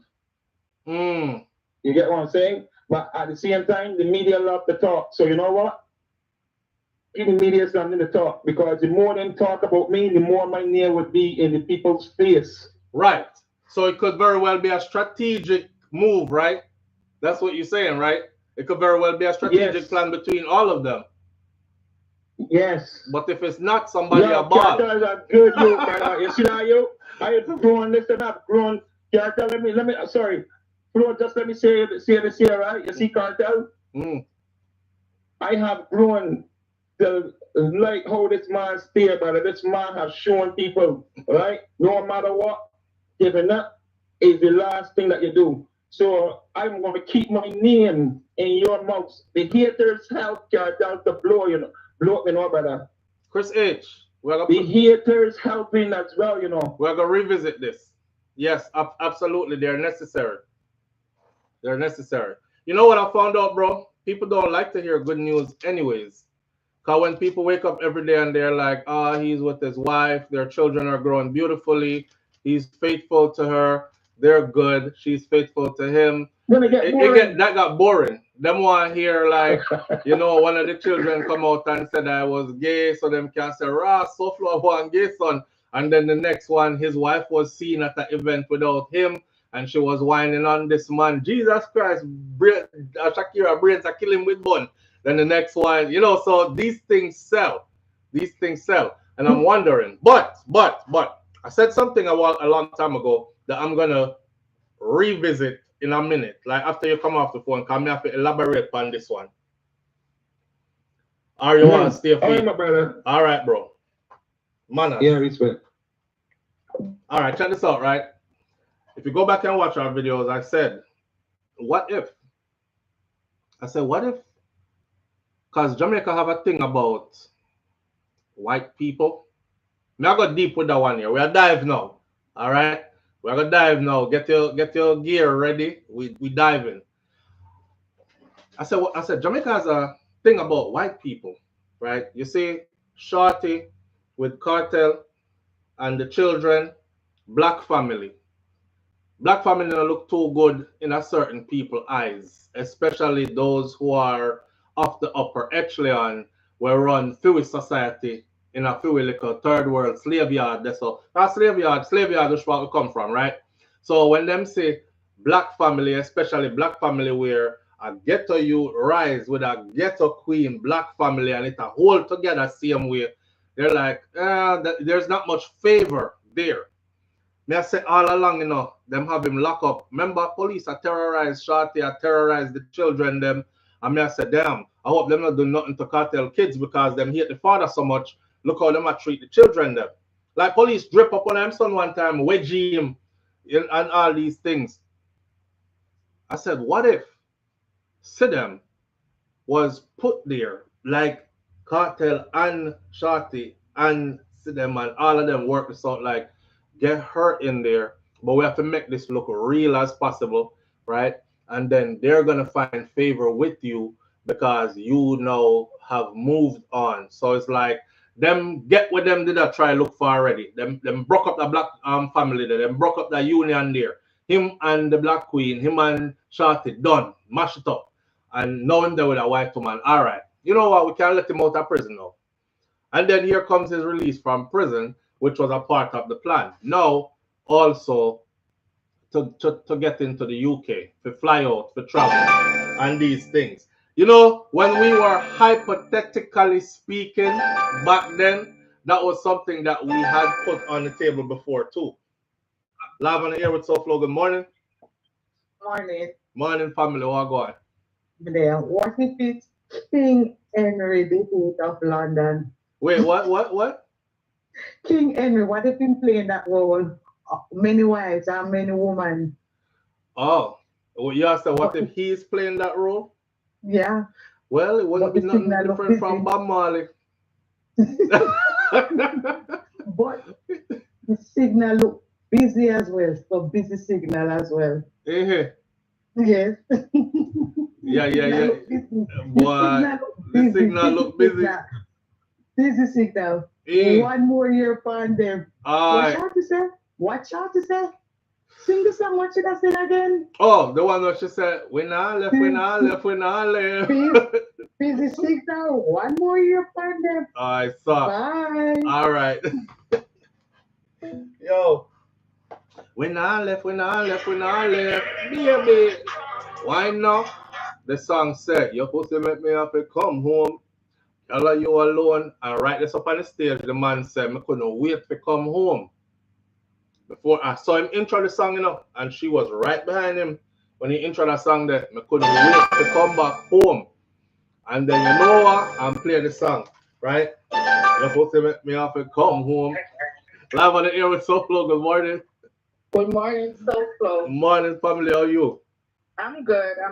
Talk to you. Let me tell you something. The glad bag boss. Me are one of the man them at Jamaica for glad bag boss for Shorty. Because that's what you want to say. Yeah, what me say? Yeah. Shorty deserve everything what you get. But glad bag boss for me to the glad bag boss to the can't boss no more. One Shorty, one shot bag. So that's what you're saying for that. Right, that's what today. Right, that's what I'm today.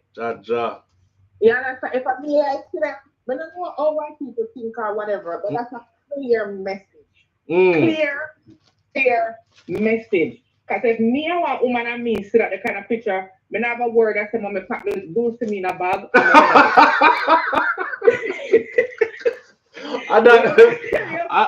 Any man want to deal with, you go on an event. And we see them a picture of release the next day. I don't see me in a bag, me I look fit anyway, they pack it and buy. Because that's a message. That kind of relationship is what you don't want to put yourself into. You know because your life is gonna be miserable. I'm telling you. Shorty is not going anywhere.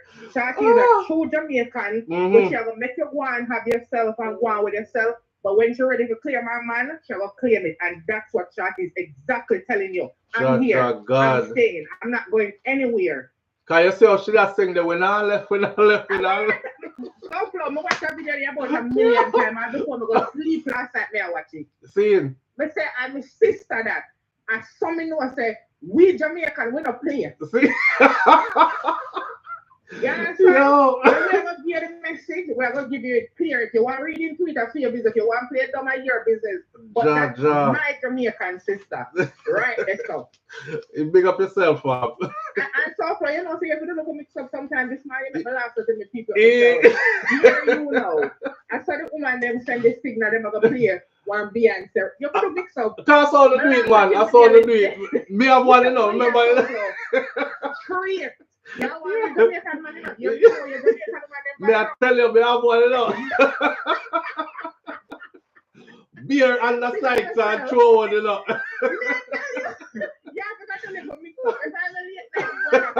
All right. Big up yourself.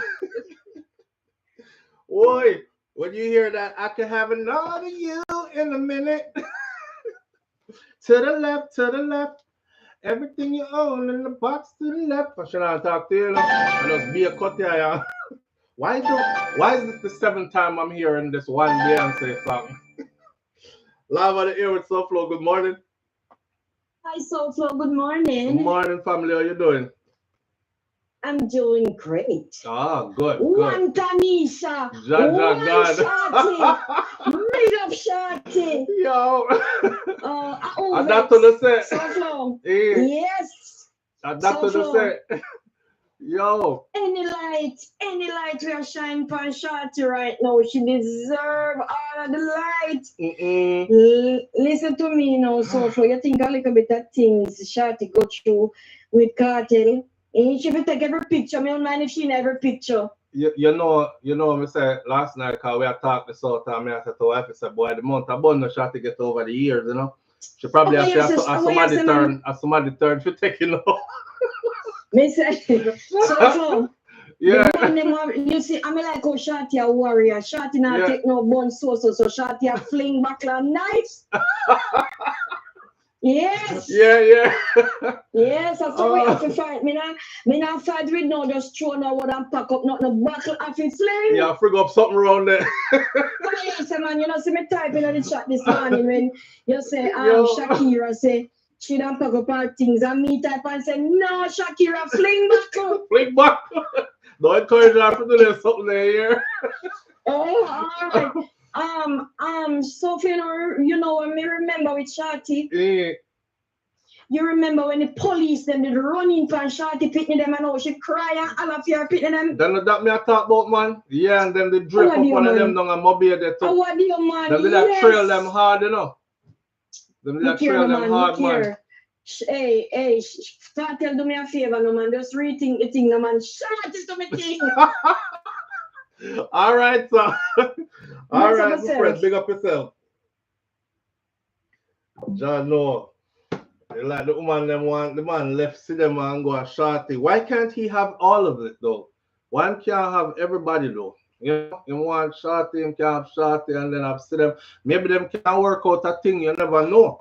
Remember, you know, man like Kartel, them man a normal somebody, you know.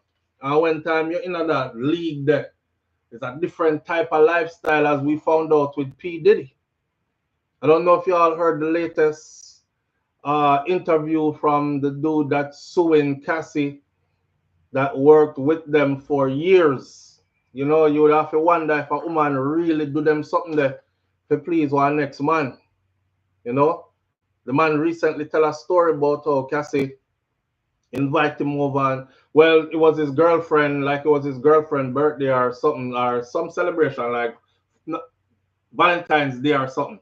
And Cassie, she want a freak off, and she call and him say he can't do it now, but if them can reschedule for next time, cause you know this is the type of day you spend with your woman. And he's like, you know, I got a woman, so I gotta, and she start get vexed to the point where, and the whole story is Diddy was there, and Diddy was like, you know, man, she mad with you, man, she's serious mad with you, but I'll try to calm her down. And the man say, oh, I turn off the whole line like them and jump on him when him reaching there, and he said when him done doing thing and everything and get up and look, the whole place bloody up, and him a freak out come and say, yo, like what happened? And she acts like she never know, but the smirk on her face tell him say she did know, like she was on her period, but she still want the sitting. So she make him do it, and he was like, he got tricked into doing it while she was raw too, while she was on her period. So you don't hear the latest, the guy where yeah. So I put in a lawsuit too, you know, goes to say, and Diddy there, and him say, yeah, Diddy be there all the time. He walk around, you know, he like a movie director. He basically tell us like, yeah, flip her this way, all right, turn that way. Sometime when the interviewer asked him, so y'all just going raw, and he said, yeah. So how that happened was, boom, we doing it, and I can remember the first day, like she pushed me up by my stomach, and she just rolled off the condom and she put me back in.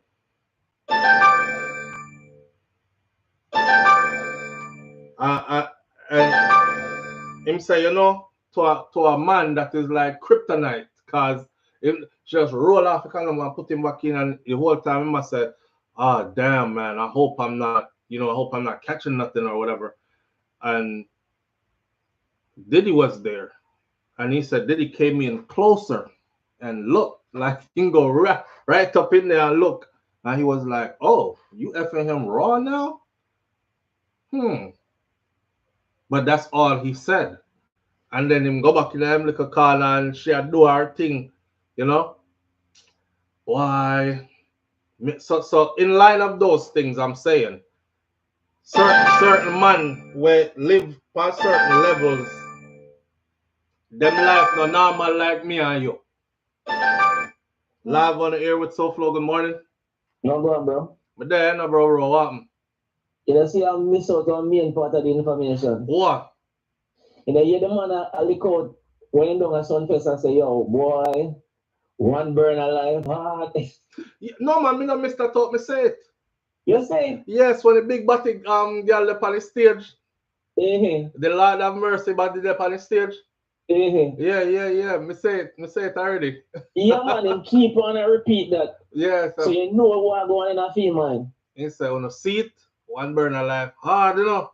But anyway. You want me still flow? Yeah. Kartel before he go to prison. Kartel a womanizer, Kartel love woman. Let me not know that, man. And not only that, so him used to a certain type of woman. You want you know, Kartel 20 times richer. Yes.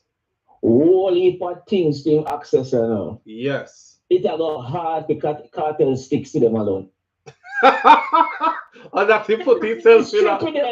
And that he put himself in that. Okay, so me. Yeah, talk. Yeah, me I be straight with them, and I be throwing the bush, me I be real. You know when you're used to like a healthy plate of oxtail with your, you know, all the trimmings on the side, the rice and peas and all these things, and then somebody feed you like a salad, you know, lettuce and tomato cut up with little salad dressing pan it, and that is supposed to be your meal. You know what I'm saying? You have the oxtail over here, so with the rice and peas and everything, and then over here, so a salad again. And you keep, you keep on a look for your oxtail, cause that, you know, your oxtail are your thing, or your preference that. But you try convince yourself, say, the salad away. I bet your thing then. Yeah, I bet your thing then no. The salad away is supposed to then no. I saw me look on like Shorty and Sidem. One is like a salad, and one is like, you know, the whole oxtail meal with the whole trimmings and everything. Grandma make that plate there. Remember, say a long time then there, you know. All right. And then they feel a long period of time, you know. Yeah. And Shorty a get a girl, you know. I remember say Kartel love the freakiness, and Kartel could have done with the whole heap of woman if he wanted. What I just Shorty him and pray, you know. So you know, say Shorty are going some bugger things where I'm like, you know. You understand? Anyway, Mr. Figure, hold on. Anyway, Mr. Figure, she got, you know. All right. Remember that when she had to add it, so. Yeah, so you know, say, I get a girl that, yeah. if she go see him and tell him, whisper in her ears, then my son can say, yo, you're not going to it much up in him. So I'm going to say, see them and know that style. Yo. You know the thing going on floor. Them a woman there, them go and tell us certain things there to match up your brain, and you know, so whisper in her ears, say, yo, you're not going to You remember when Tom used to do something where you're like, I said, what? Yo. I say, yo, you're not going to flick that nipple in your mouth. You start salivate. Why? Yeah, but in a real life, it's a hard thing. But you may say still, if you see them, you feel like Shorty can manage certain still. Run down Kartel with knife. I know it's a Kartel of holy power woman. You see, it's a little white girl still, but I think she build feet. I don't think she know what she signed up for. I don't think I can find out now. Yeah, but I think she know what she signed up for. But I hope you take time with her, and I hope you remember, so when I'm in their prison, even if you're not going to kick her to a couple of foot, if you meet this street. That's what I can find out now. Because she look very jealous. Another picture there where you show, boy picture there show, come like Kartel reach a Sumfest couple days before. And look like, you know, Shorty will link up and foot target quicker. Anything else? And that, yo, boy. The picture they come like a yard they take. Yeah, I want to understand, sir, that this discussion we're having this morning is purely for entertainment sake. And we are on the outside looking in. All right, sir. All right, sir. Because you know some boy well sensitive. I'm not sure I try to mash up my marriage. I'm not sure I try to mash up me and my girl. You know what I'm saying? Kartel in this so long, in used to it, man. What me just said, I hope you remember that like a white here, you know, in my prison, she have him back and sit and take time. Even go kick her foot. You know, if you do it publicly. Right. You know, and take time with her and thing. And that, even a while ago, me on that talk about conspiracy theory, I talk about probably it's a stunt. You see, even if a stunt, you know, say she look very jealous. Not even think she can manage it as a stunt. It look like even if they never do it as a stunt, even if they practically force her, say, yo, they have to do this for Raina, but she don't look like that type there. Like she cannot even manage it to stunt. She don't joke that way, bro. Yeah, she look very jealous. When I see some of her vlog, them sitting there, she look very jealous. But I hope you take time with her and know that she have her back. All right, now watch that. Little bit. All right, man, is here? Yeah, man. See it. No, but she said it already. She said she's super jealous. She said she's super jealous. She not run certain joke and thing about her man. So he's mine and he's mine and mine alone. Oh. Live on the air with SouFLo. Good morning. SouFLo. Yeah, family.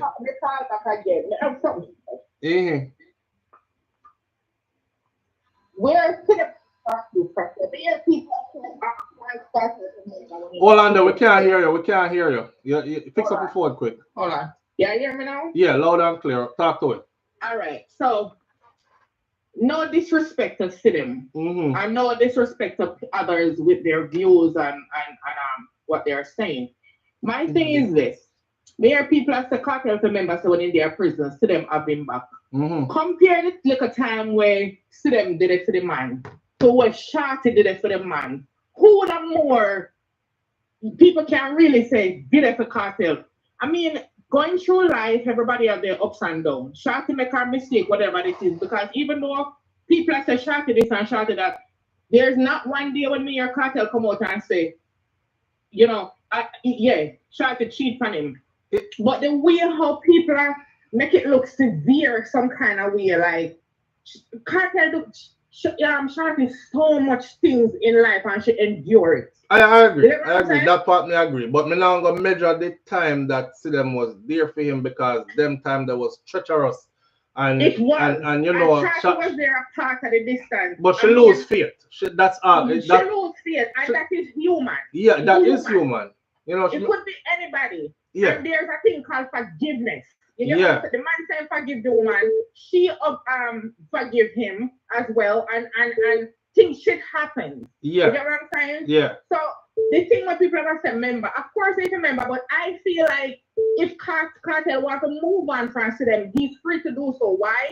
In pay homage for already, give her the respect Not because she did a film in a prison. The man gonna live his life and happy just to please people. He has to please himself and have to take his own feelings into consideration because of him I live with this. He must be true to himself, right?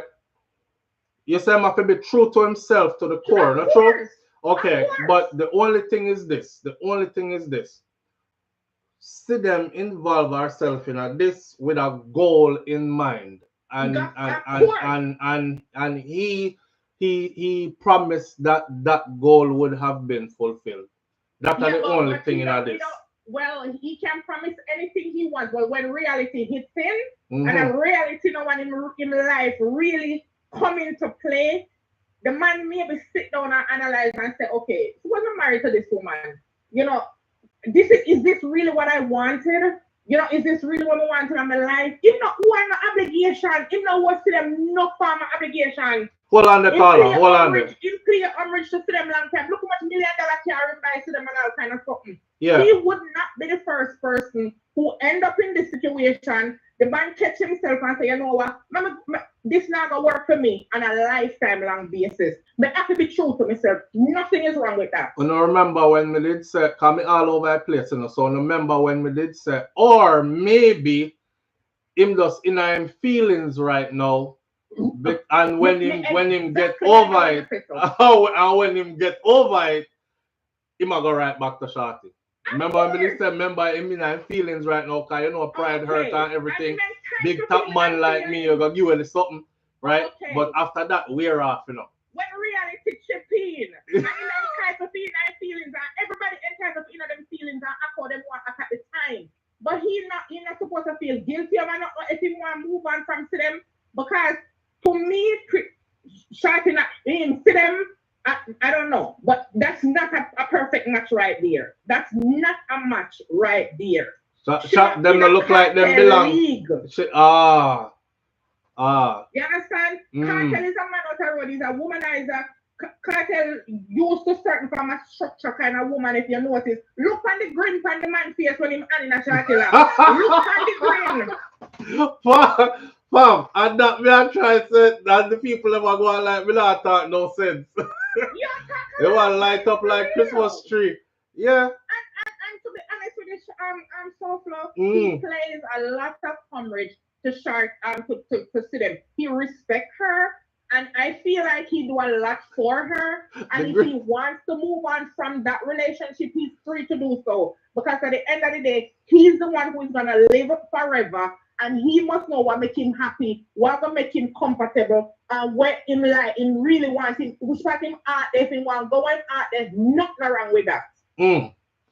Nothing wrong with that. It's just what it is. People have to also understand, see them start the man. She know exactly what she get herself into. Don't force the man, but you want a marriage or you want a this and you want a that. Leave the man alone, make the man breathe, make the man live. When he's ready to marry, he's married. You know. Have a good day. Big up yourself. It's rough out there. It's rough out there for some people, boy. I don't know. We're gonna see if she built for this still. We're gonna see if she built for this. Quite honestly speaking, maybe. You know, Kartel could have given them an ultimatum and say, yo, me and Shorty will always be tight, we'll always be close. And I like say we are being sexual. You know? Like somebody that was dead from poverty was my friend. The whole rise to superstardom and everything else that came out of all that, and the struggles and the growth over the years and all these things. So I'm not just gonna just like turn my back on her every time I see her, I just give her a pound. Like a fist, and like she a man or something. I'm gonna hug her up. We have children together, and a woman can take that or leave it. And a man of that stature is gonna tell you how him life a gonna go. And you either go fit in or don't fit in. You understand? This is not no broke man, or this is not no barely making it kind of man. This isn't even a barely rich kind of man. This is a type of man where set and you fit in or you exit. You know what I mean? And a lot of women in these cases, as you can see, that's why I go to the Cassie something. Them fit in all when them don't want fit in. Because everything else that comes with it. Them start really sit down and scratch their head and say, well, you know, I really never lived this type of life before. Like, I've never flown a private jet before. I had never been to this place and that place. I had never been backstage at a crowd of friggin' 40, 50, 60,000 people yelling this man's name that I'm with. I've never been with a superstar before. I've never been with somebody who picked up $1 million friggin' dollars in one night before. I've never been with somebody who gave me $100,000 just to go shopping just for today before. And I could get that tomorrow again from him if I want to. And it doesn't break his bank account. I've never been with a whole heap I've never been with. And me really, maybe me should do this kind of thing. They're thinking it over. You broke? Oh, listen. You don't have no talking or nothing like this. What if you're broke and you're old small? You don't have no talking or nothing like this. Be a cousin, she gone about our business. Or bun for bun. Or one of them scenario there. But men like this are men who you call like they're the top earners and they're them up in the top 5%. And probably not even 5%. They're probably up in the 2 to 1% of men like that. You want a man where up in the 2 to 1% range for yourself alone? I don't know. So you have to take what come with it. You know? Live on the air with SouFLo. Good morning. SouFLo, me again. Yeah, but with the problem, you know, bro. Me not start no problem. Question more ask you. Yeah. So, you basically say, when we're wealthy, yeah. Look, listen to the word I'm use, but never say rich. You're right. There's a difference. Hold on there, your phone gone. Fix it. Take it up on speaker. No, but no, maybe still not get all. But anyway, your song good now.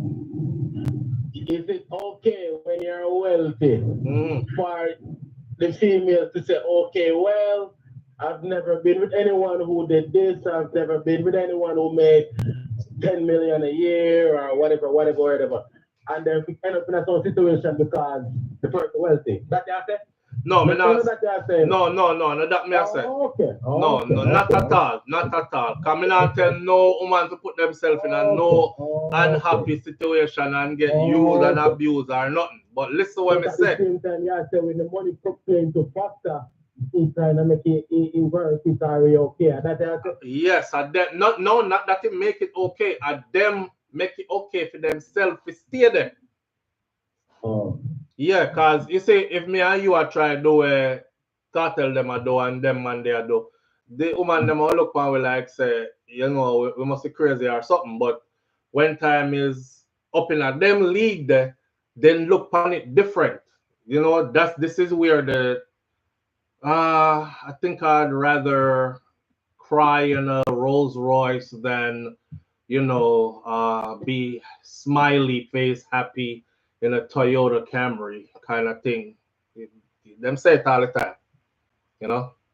I think I'd rather cry in a mansion than be happy in a shack kind of thing. I feel them thing, you know. I feel them thing. Yeah. So when I said okay, we just have to point out the difference.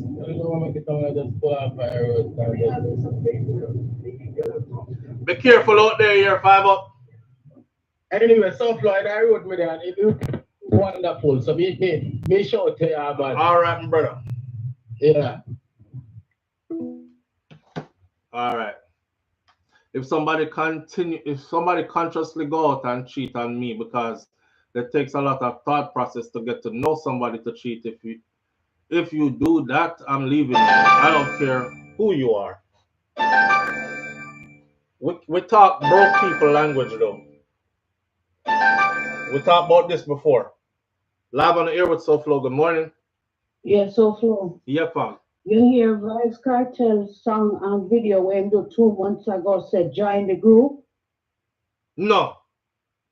Go watch Join the Group. He put it out 2 months ago. Actually have one song when he joined the group.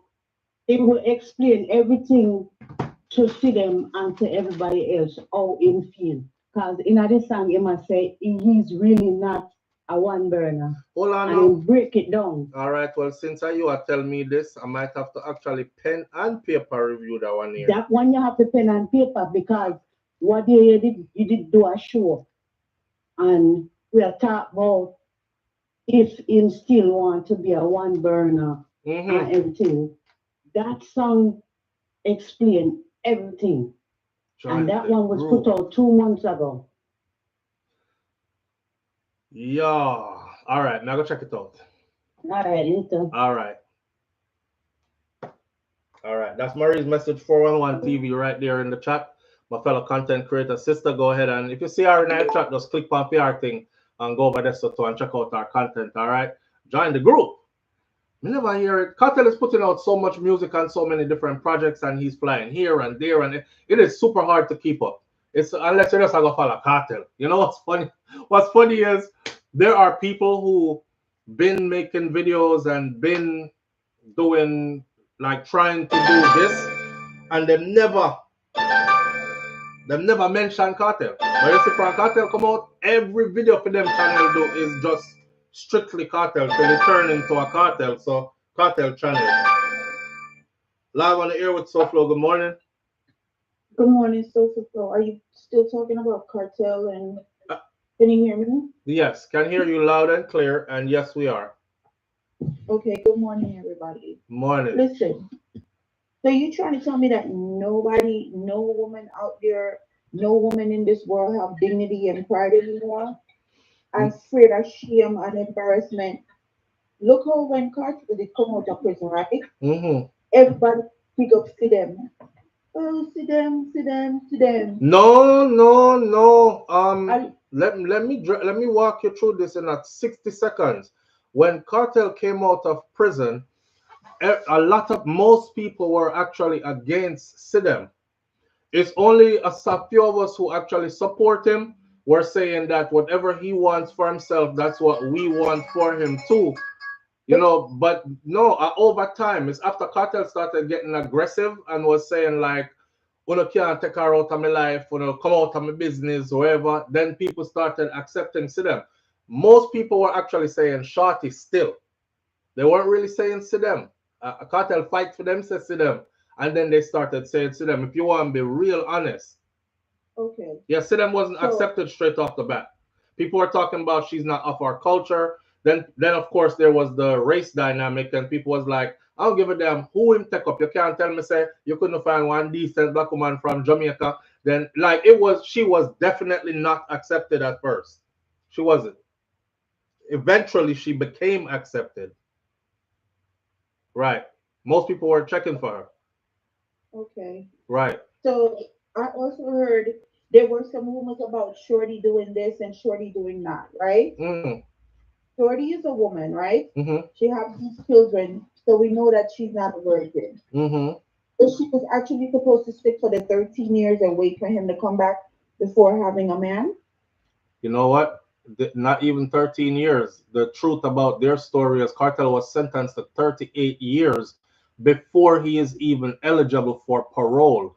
And I call that a coffin sentence, is what I was spent the years trying to get people to understand, that the Jamaican government, after 38 years in prison, could have actually looked at him and said, you're not ready for release yet, and have him do 5 more and 10 more. And so there was no definite date for him to ever come out of prison, right? They reduced the 38 before parole to 35 before parole.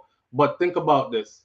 He was only at 13 and he had to do 35 before even being considered for parole. Was Shorty supposed to wait all that time? Hell no. It would be not realistic to even ask that of somebody. It wouldn't be realistic. Now, the thing is this, right? What I see is that people are saying that everybody is saying, you say that the lifestyle that these women want. So deep down inside of them, nobody considers what it does to them as far as the shame, the disrespect, the burden of carrying that as a woman, and then we want to be called queens if we put ourselves in those positions. And I'm not talking about like them. So like how you're saying that if you're a wealthy man, you can tell the woman your program. Yeah, the So wealthy men tell a woman what like listen, I have a lot going on. You have to fit into my life. I fly constantly. I'm always writing or recording music. I might not have a lot of time for you. I make a lot of money. I can treat you well, but I might not be around all the time. And at the same time, I'm super famous and women are throwing themselves at me all the time. I might not be faithful all the time, but I'm going to try my best to be faithful to you. You fit in or you get out. I don't think there's anything wrong with somebody being straight up and saying, look, this is my program. This is how it goes. You fit in or you leave it alone. But you can't say I didn't tell you from the beginning. All right. So my choice would be to leave it alone because it's not in my mind the peace that I want, the drama that I don't want to deal with, the negativity. So I would have to leave it alone. The money would have to wait. And you see, I'd have to live within my means because just listening to it sound like one big dirty bungalow mix up and nasty. And headache. Headache. Every day you have to worry, say you can book a couple. Yeah. No man. Yeah. You couldn't live so. And you know what? This is where me say it becomes a personal decision because a lot of these women would say, you know what? Me get my heart broke by a broke boy all the time already, and it never go far when me invest me all in it. So might as well stay with a rich man who can give me XYZ that I've never had before, plus whatever else. And they go that way. They go that way. You know, so some will say no, I don't care who you are. If that's your program, I'm not with it, I'm out. But there are so many who would say, I'm definitely with it. I'm sticking with it. I could work with it. Even if they lie to themselves in the beginning and tell themselves, you know what, this not something I would normally do, but let me give it a try. The only reason they're saying that is because they done seen the flights on the private jet, they done seen life in the mansion, and they done seen vacations to exotic locations. They done seen the big shopping sprees with hundreds of thousands of dollars spent in one day. Let me give it a try. Let's see if it's so bad. If it get too bad, no, we come out tight. But most of them will give it a try. Yeah. The bottom line is there's no love there, no companionship, no respect. No, you have nothing. You have, I mean, there are people who are married right now who will say the same thing. I have no love, I have no companionship, but I'm stuck in a damn marriage. I'm telling you, people make their choices. It might not be what we would choose, but there are too many people out here who make that choice and would gladly make that choice given the opportunity to. It's all right. Me will live in the matches box. If that's you will live in that matches box? Yeah, me live in a matches box. I mean, we keep, me not for worse. Me not for worse. I just can't. Anyway, I'm gonna let you get back to your program because I listen to what you have to say and mull over this. All right, family. Big up. All right, have a good day, everybody. All right. You too. Big up yourself. You too. Bye-bye. Bye. Why? Yeah, me not say right or nothing. I'm saying I don't. How should I put it? Me not judge people life like that. You know what I mean? If a man said this is how I want to live my life, then that female life to live like that. If a woman said that, that's her life to live like that. You know what I mean? Let's see. Live on the air with SouFLo. Good morning. Morning. SouFLo, why didn't you go upset with me this morning? And what's I choose, you know? Talk to me, man. What you say? Listen what this lady just said. So what? Why you expect starting to wait? Let me know that most of these Jamaican women will never hold out for you. They're going to look somebody if you're going to prison their this. Anyhow, what she just said, if Shorty was supposed to wait for Constructive, what do you think if you're a real woman and you're a warrior out with the man, you wait? Nah, bro. Nah. Unless you're an unrealistic man. If me get in a trouble and judge said 35, me I look for my woman and tell her, say, go on about your business. Go take whichever man you want to take, move on with your life, and don't hold it against you. Go on about your business. And then you need to come out and take your own self. if you're still there when I get out and we rekindle the fire, then hey, why not? But me not hold against you, and I'm definitely not expecting you to wait that out. You would have waited 35 years a road for your woman king? I mean, Richard. You would. You would. No, man, talk it through. You would. Listen, the difference between the man and woman. Hold on, no, man, before you go into all that, would you wait 35 years for a woman? Well, listen to me. I'm going to keep it real. Is a yes or a no, you know? Is a yes or a no, you know? No. All right, then. No. All right, then. No, you can't say everything else so you want to say. Because me know says a no. The difference between a man and a woman, you know, you know that every man that a woman goes through, a flesh, a part of the man lives inside of the woman. You understand me? You know that? Medical, you know, medical purpose why you know, you know, Yeah. True that. So this is why I say a woman has to be careful. Don't see how much money go to a 5, 6, 7 money go to a part of the man lives inside of you. So that's why a woman has to be careful and know the amount of money they do. Audrey, go sit down. Audrey line up blouse and skirt, but yes, I would if he's worth it. Hey. So, Flo, if the man is worth it, she will wait, brother. No, she not wait. Let me tell you something, right? You're 35 and them Senegal prison for 35 years. You come out 70. That they would there, she missed the best years of her life. And where you come out with? One little shrivel up body to condo. And she been waiting her whole life for you. No, sir. It's not going to happen, bro. It's not going to happen. It's not going to happen. Let's be true. Let's be really true.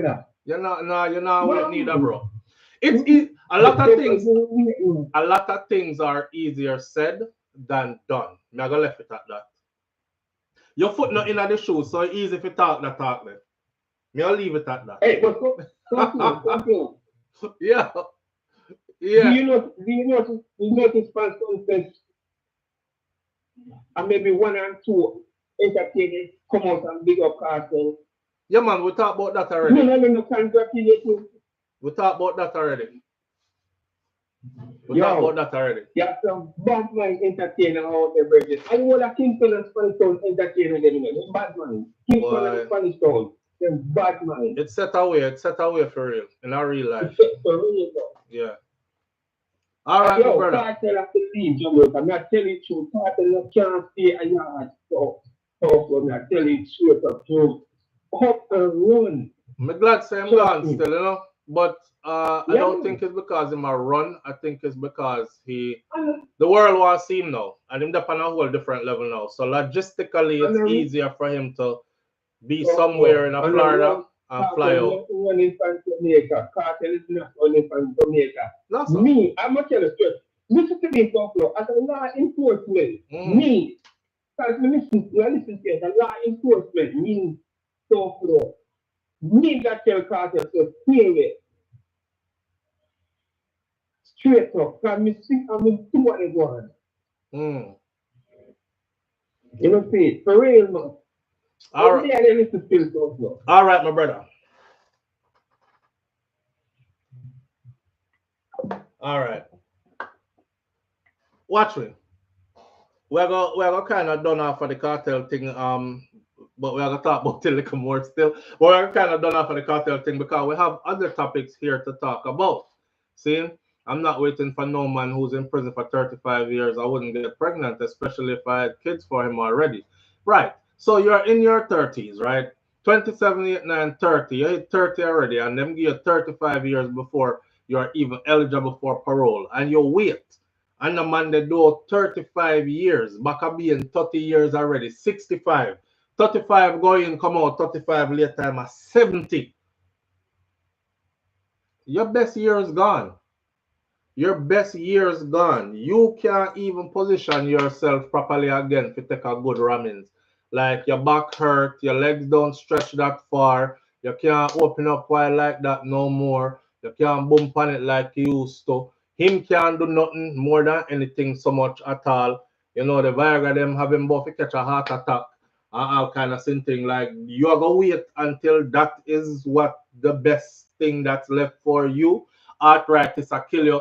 Him put up your leg up just say you talk about no, put it down, me a cramp. Hold on. That's the best one left for you, you know. Who you waiting for that? Who you waiting for that? Top line, man. It's easy for us to say stuff because we not in it. And we never been in it. And most likely we won't be in it. Most of it. Some of them not got prison. I don't know which one, but I know me. Me not go. I'm afraid of prison. But so never say never, right? But 35 years, you must say mad to rotted. If me get 35 years, me I look for my wife and tell her, I say, babe, I love you, but this is going to break my heart because me no want you come visit me at all. Because every time you come visit me, I going to see something where me wish me could have, and me know say next man I handle it rough out the road. So go your ways. Go be happy. Go live your life. This is what I would wish for you. Me have to go figure out now how to become an inmate, a prisoner, one of the aggressive one them when me can defend myself in there. So me never been in there before, but my life is now survival behind bars. Me not have time to consume my thoughts with what go on with your whole out the door. So I don't want her no more. I don't want her no more because it's the right thing to do. I wouldn't be there and be all delusional. I have a woman outside that's waiting for me, you know. Everybody inside will laugh after you. I have a woman outside that's waiting for me, you know. If you ever see my wife, see her here, and I pull up pictures. She sent this, come give me last week, on the body fat. Yeah, look how the breast them stiff. Oh God, look how she pretty. Are you know, son? Oh, go on, yeah. But we have 30 more years to go before we go up. It's not gonna work, bro. Just send her go on which part she go. I said it before. I said, if Kartel get over the feelings, him feelings, him say move on. And you know him get over the feelings there and start rationalize to himself and say, you know what? If I did me not, me not hold nothing against her, cause if I did me that do worse. You know, I remember the interview where Shorty did with the media right after Kartel was sentenced, right? I mean, I said, what a woman strong. Whether she did it or not, she stood in front of the media man in Jamaica and them asked her, the media reporter said, so he's been sentenced to 38 years before he's eligible for parole. What are you going to do? Are you going to wait that long? Give her the mic. She looked at the man in the mic and she said, of course, what else me I gonna do? What else me I gonna do? It's my partner, I'm gonna wait. However long it takes for him to come out, I'm gonna wait. Me say, blood clean. And them the kind of reassurance and strength that you need. Even if she wasn't able to do it, she tried. And she did not put up a strong front. So one day, if no Kartel run on one part of pre now, because I'm free now, and they must say, you know, sir, God know, if I did me, the first day she go in there, yeah, while I road already. But while I road, she out there already. So imagine if she in there, while I road already. She not there to fling off of me with a knife. No more or none of that. Can't carry who me want, can't go to the house when I feel like it, blah, blah, blah. Yo, I'm wilding out. I'm not waiting no 35 years. I'm not even now wait 30 days. Not even waiting 30 minutes. I call Keisha on the phone right now. Yo, them sentence are no. Where I do later? Yeah, come I need something to take out my little stress pan. So I say, I bring something, come get me. All right. Yeah, man. Everything good, man. I don't have to worry about that, man. No, she lock up. No, you don't have to run from her, my girl. She there horizon. Yeah. All right, then. Come pick you up. All right, cool. You don't cheat already. You're not waiting no time for that. You know? So maybe he's thinking, hey, maybe I was holding stuff against her that I shouldn't have been holding against her. Yeah, it did burn my feelings because I'm only human. I mean, never want to know, say, next man I deal with something. You know what I say? Especially inside of something that when me and she used to do, something. You know, your voice crack like a bit and you have to bring back yourself. Especially kind of stuff when me and she used to do, you know, I don't say something. Big man no cry still. Them kind of stuff that she don't do with somebody else, you know. God, she wicked. Like the old one where the man, the couple where man are asking wife, So you cheated on me. And she was like, yes, you did it to me like how many times? So I decided I'd give you a piece of your own medicine, a taste of your own medicine. And he started asking all the things that what she do. She was like, listen, I'm not going to sit here and answer all your damn questions if I did this and if we did that. Or none of that. We're grown people, okay? We're grown people. Grown people do everything. So, yeah, I did everything. Oh! So you need to tell me you did. Hurt your feelings, bro. But when it's done, start thinking we can start afresh. Start anew. Trouble did it. If this, I'll close this segment off. I'm moving to our next topic like this. If this is indeed orchestrated, it's a good piece of orchestration. And I hope it does all the mileage it's supposed to do. If this is not orchestrated, somebody sit down around one corner ball. That's all me I say on that one there. Moving right along. Shannon Sharpe, accuser. Y'all know Shannon Sharpe. Shannon Sharpe, the football star that is in the Hall of Fame, that works on ESPN, that has Shay Shay's podcast, that had $200 million on it. $200 million on the table as a deal. Shannon Sharpe was supposed to be the $100 million guy for ESPN when he re-upped his contract over there. And then he was getting $100 million deal for his podcast, Shay Shay's Club, and dropped the bags when a snow bunny appeared and said she was raped twice by Shannon Sharpe. Set him up good. Well, this weekend, she was able to post on social media that she has officially retired from OnlyFans, and now she can go on and live her life happily and fulfill all her dreams because she can do so financially now, and she has lots of projects in the works that should be coming out shortly.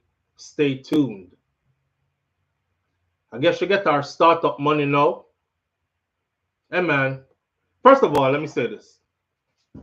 Shannon, I know you never made no black woman rich. I know you did not turn no black woman into no millionaire. I know you didn't cut no $20 million check for a black woman. Nowhere. You came from one though. You the type of brother, because Shannon big and strong. He the type of brother that when they were auctioning us off at the auction block, he would have been one of the special ones. Everybody would have been bidding high on that one. I got me a big one here. And you say, yes, sir, you got you a big one here. How much you want for that one? You were a special one. And I know you came from two black people. And a white girl who is more than half your age. She's 20 years old. She was able to say, Shannon is like 57 or something. You're a big, strong buck. She was able to say this weekend she retired. And now she's able to do all the things she's ever wanted to do. So, I'm wondering a couple of things, though, but there's a lesson here, too, that we got to talk about. Shannon Sharpe and his accuser has reached a settlement in the $50 million rape and sexual assault lawsuit. I was curious about what ESPN would say. Because if y'all remember, when Shannon got accused, Shannon came out and said, I'm taking some time off to handle this situation and XYZ. And what did I say to this audience? I said, when you work for a conglomerate like ESPN, a multi-billion-dollar company organization, you don't get, as a black man way at the bottom of it, you don't get to call shots. I'm taking some time off. I'll be back. I got some problems I got to go handle. I'll be back. pay me while I'm on leave. Somebody called him in the back and said, listen, this is a problem. We got you on a contract for hundreds of thousands of dollars. Your next contract, because your time is running out, we were going to re-up, $100 million contract. Skip. This is an issue, though. We don't want to be associated with anything that has to do with rape and sexual assault. Shannon, we suggest you take some time off. We're giving you some time off. We're going to give you XYZ amount of time. But we're going to make it look in front of the media like you're in control of this. You took some time off. You'll be back. All right. So said, so done. Shannon Sharpe has settled this $50 million rape and sexual assault lawsuit that was filed against him earlier this year. A lot of people are under the impression he paid her $50 million. He didn't. $50 million is the amount that she wanted. I believe $10 million was the original amount he offered. And they were in the process of settling for $10 million. They were about to meet up to sign the papers when news media houses put out, Shannon Sharpe is about to sign a $200 million contract, $100 million for his Shay Shay podcast, $100 million for his retention at ESPN. And suddenly her and her lawyer said, we're not signing that paper anymore. We don't want no $10 million. Not that he was guilty or innocent, we don't know. But as far as he goes, he said he was innocent, but he didn't want that problem. Because when you're in the spotlight for that problem, all your endorsement, your deals, your everything is gone until you fix the problem. So he was going to throw some money at it, fix it, get that bag right back. But when they heard, they were like, okay, we're not signing that. And we're going public. You give us 20 mil or we go to court. And he was like, I'm not giving you no damn 20 mil. And then she was like, okay, well, we go to court. Got Tony Busby, filed a lawsuit. I'm sure Shannon settled because he did not want to be the next P. Diddy. And I know you're probably looking at it like, what's SouFLo saying?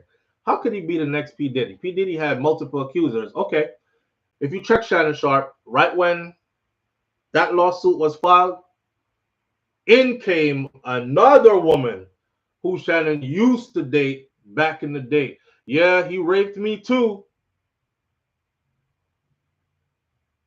This one, red-haired with freckled face and chicken skin color. You know when the chicken on season and it's fresh out the grocery store? Yeah, that was her complexion kind of thing. And then big black buck. All these white women coming up saying you raped them. So it only takes a while before here comes grand jury indictment, because they're glad to like squeeze them all together. Hey, let's look and see if we have a pattern here. For those of you who don't know how they come up with a grand jury indictment, after you've had so many accusations, they get a group of people who sit around a table. They put all the accusations in front of those people. They look at them and they see if there's a pattern there. If there's a pattern there, then they could come up with, oh, so this is something that he does as his modus operandum. Okay. Criminal elements to it, this, that, and the other. Boom. Grand jury indictment. Shannon was like, nip this shit in the bud now. How much y'all saying? Because I can't go 50. They're like, we don't want 10 no more though. Because we sure we could get a little bit more. So however much she got behind the scenes is still being held quietly. I heard somewhere over the weekend, don't know if it's true, that it was $20 million that she was paid over the weekend. But could be more. Could be less. I know she got millions. And she is rich as hell. Rich as hell from a black man who worked his ass off. First of all, it's not easy to play football and make it from high school to college as one of the best in the nation. It's even harder to go from college to the pros as one of the best in the nation, picked in the NFL draft. Then it's hard. He did back-breaking work to get here. Then to play in the NFL and played so good. You are one of the best that ever played the game. You are in the Football Hall of Fame. Worked your ass off. And then took millions of dollars, 20, 25, 30, how much, and just gave it to some white girl who said, hey, you raped me. And you said, shh, here, 25. Sign the paperwork, done. I don't want the problems. So a dismissal with prejudice is how the case went down. It says that no criminal charges were filed against Shannon Sharpe. The original lawsuit said that he raped her 2 times, once in October 2024 and then in January of 2025. And his case was dismissed with prejudice, which means that the accuser can never file the same complaints against him in that state ever again. So basically, it goes away completely, but she goes away completely rich too. When will our black men learn great goodies is saying. You know, I remember Monique. Remember when Monique said to him, she said, Shannon, baby, I'm talking to you and I'm trying to get to you. You I'm talking to. I'm trying to get to you. You too old for all this. Remember when Monique said you need one of them old gals that's around your age. She gonna make you kick your feet up. She gonna rub your feet at the end of the night. She gonna cook you some collard greens and neck bones, and she gonna do this and the other.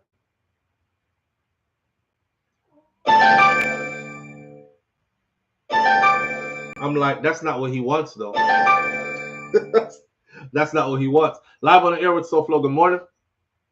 Yes, SouFLo. Good morning and family. Morning, family. You're echoing loud. I don't know if you're in a bathroom somewhere or you're hiding. Exactly. Exactly. All right, keep it short so first then. What they want Shorty to do? Turn Winnie Mandela. When they come out, she married somebody else. All right. It's going to be that short because we offer that topic there. And you have to be on topic when you call in this morning.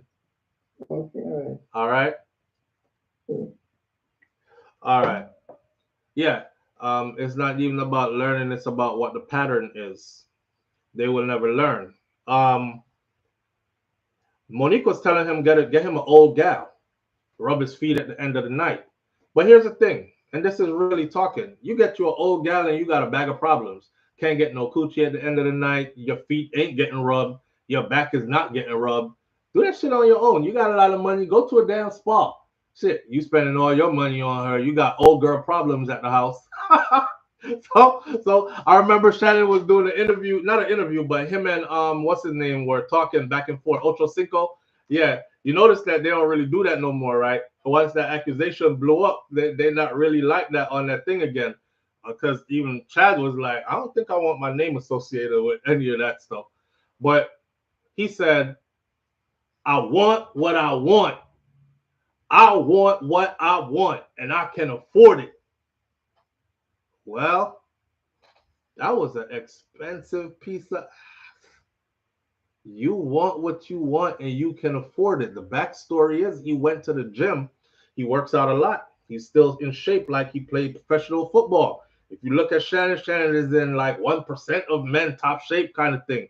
Of course, you know, these guys have all the supplements and everything else they need at their fingertips because they already have millions, but not to take away from the fact that how he looks, obviously is into workout a lot. He says he doesn't miss the gym. So goes to this particular gym and sees this young girl there, young, sexy thing. And she's giving him energy and he giving her back energy. And of course, him being him, he approached it. And their first conversation led to his house. You're a high-profile person. How a stranger got to your house that quick? Not even the hotel room down the other end of town or something. You know, boom, Shannon Sharpe right to his house. Now she can lead everybody else. I know where he lives. I can show you. I was there. How you know you weren't getting set up? You know, I actually really feel like somebody planted her there and set him up. Somebody else is in this. Yo, I know where he works out at. If you get membership at that gym, just play him close. I bet the rest will play itself out. He can't be. He is a fool for a snow bunny with a good body. You're the decoy. I really feel like they caught him. I feel like this was orchestrated and he got caught. I'm not going to spend too long on Shannon Sharpe. I'm going to just say this. I don't know what ESPN is going to do about him because although no criminal charges were filed and although it went away with prejudice, meaning they could never file this again against him, it is still out there that he was accused of raping this woman twice and he paid money to make it go away, which that stigma is still going to stick because whoever wants to use it against him, they're going to be like, yeah, you only reason you're not in prison is because you got a lot of money. So you paid your victim to not say anything else. You see? And I don't think ESPN is going to want to be a part of that. So I went and checked out ESPN to see how did they bring this across, if they even said anything about it.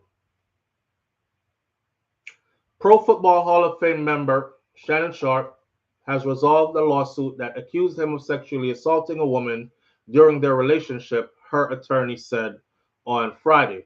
All matters have now been addressed satisfactorily. That's her attorney talking. And the matter is now closed. The lawsuit will thus be dismissed with prejudice, said Tony Busby on X, which used to be Twitter, meaning that lawsuit cannot be refiled. No details were released. The lawsuit filed under the pseudonym Jane Doe had sought $50 million. Shannon Sharpe, when he saw the lawsuit, he was like, Jane Doe? Why are you coming out as Jane Doe? And he told everybody who the Jane Doe was. Remember, people file under the name Jane Doe because they don't want to be known, they're scared, whatever the reason may be. He might have a group of people out there who want to hurt her, so she go by Jane Doe. And the courts allow you to go by Jane Doe for those reasons, but he went on national TV and actually outed who she was. Jane Doe is actually Gabrielle blah, blah, blah from OnlyFans. Her OnlyFans started blowing up, right? No details were released as in how much money was exchanged. This is from ESPN. Sharpe called the allegations false and disruptive when the lawsuit was filed in April in Clark County, Nevada. He stepped away from work at ESPN on April 24th, but had pledged to return by the start of the NFL preseason. A phone message seeking comments from Shannon Sharpe's attorney, David Chesnoff, wasn't immediately returned on Friday. This is who he works for, saying they reached out to his attorney and got no response yet. The woman first met Shannon Sharpe in a gym in Los Angeles in 2023 when she was 20 years old, and a nearly 2-year relationship followed after that, according to the lawsuit. Shannon Sharpe, 57 years old, was accused of raping that woman in October of 2024 and in January of 2025. Both sides acknowledged a long-term, consensual, and tumultuous relationship, said Busby, who also represented a number of women who filed lawsuits against Cleveland Browns quarterback Deshaun Watson. And if you know that they won, and Deshaun Watson paid out a whole bunch of money and then disappeared, right? Shannon Sharpe is a 4-time All-Pro tight end who played on 2 Super Bowl winning teams with Denver Broncos and one with Baltimore Ravens over 14 seasons in the NFL from 1990 to 2003. He was voted into the Pro Hall of Fame in 2011. He retired from the NFL at the time as the all-time leader among tight ends in receptions, 815 receiving yards, 10,060, and touchdowns, 62. Those records have since been broken. However, it was a hard record to beat. Shannon Sharpe, he already had his millions from his 14 years in the NFL. Not too many people get to play 14 years in the NFL, especially as a tight end. You get injured 5 years, 7, 8 years. Maybe you're lucky if you make it to 10, right? He did 14 and then he got out. And I think he was injured too when he got out. But he went on to be even more successful with other things. Like he made more money doing media than he did with 14 years in the NFL. And then he had to hand over all of that tight end. Andre, then he had to hand over a lump sum of money to, Snow Bunny. You pay to play, man. You pay to play. I'm not going to sit here and tell any black man, hey, don't be going after no Snow Bunnies, because black women would do the same thing to you. What I am going to say, though, is this. Women are women. But if you as a man are a high-profile man with a lot to lose, you have to be super careful. You can't be out here just meeting some random young chick and thinking she's freaky. She's going to make me feel young again and I have the money. That's one. And the closing message for that before we move on to our other topic is this. All the older guys, you 57 years old, she 19, 20, you 57 or you 55. What the hell you think that girl want with you, man? What do you think a 20-year-old young spring chicken want with a 55-year-old?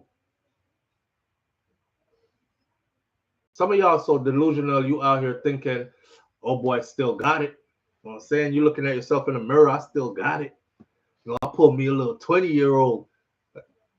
What do you think a 20-year-old want with you? Yeah, she used to call him her big black baby. What do you think she wants with you? You have to be coming with some resources, and more than likely, if you're the kind of guy that got a whole lot, just know that there is a plot, because she's plotting on how to get more than what you're giving, especially if she know you got it like that. So that's the message of the day with that one. We'll have to wait to see what happens with Shannon Sharpe, if he's able to carry on with ESPN. ESPN is a major corporation, so I wouldn't be surprised if he is not able to carry on with ESPN. But maybe years down the road, this will blow over, people will forget, and next thing you know, we'll see him. Or maybe he'll just be right back on ESPN again. I mean, we got a president who was charged for rape. Donald Trump was charged for rape. Y'all don't know that. He had to go to court for that.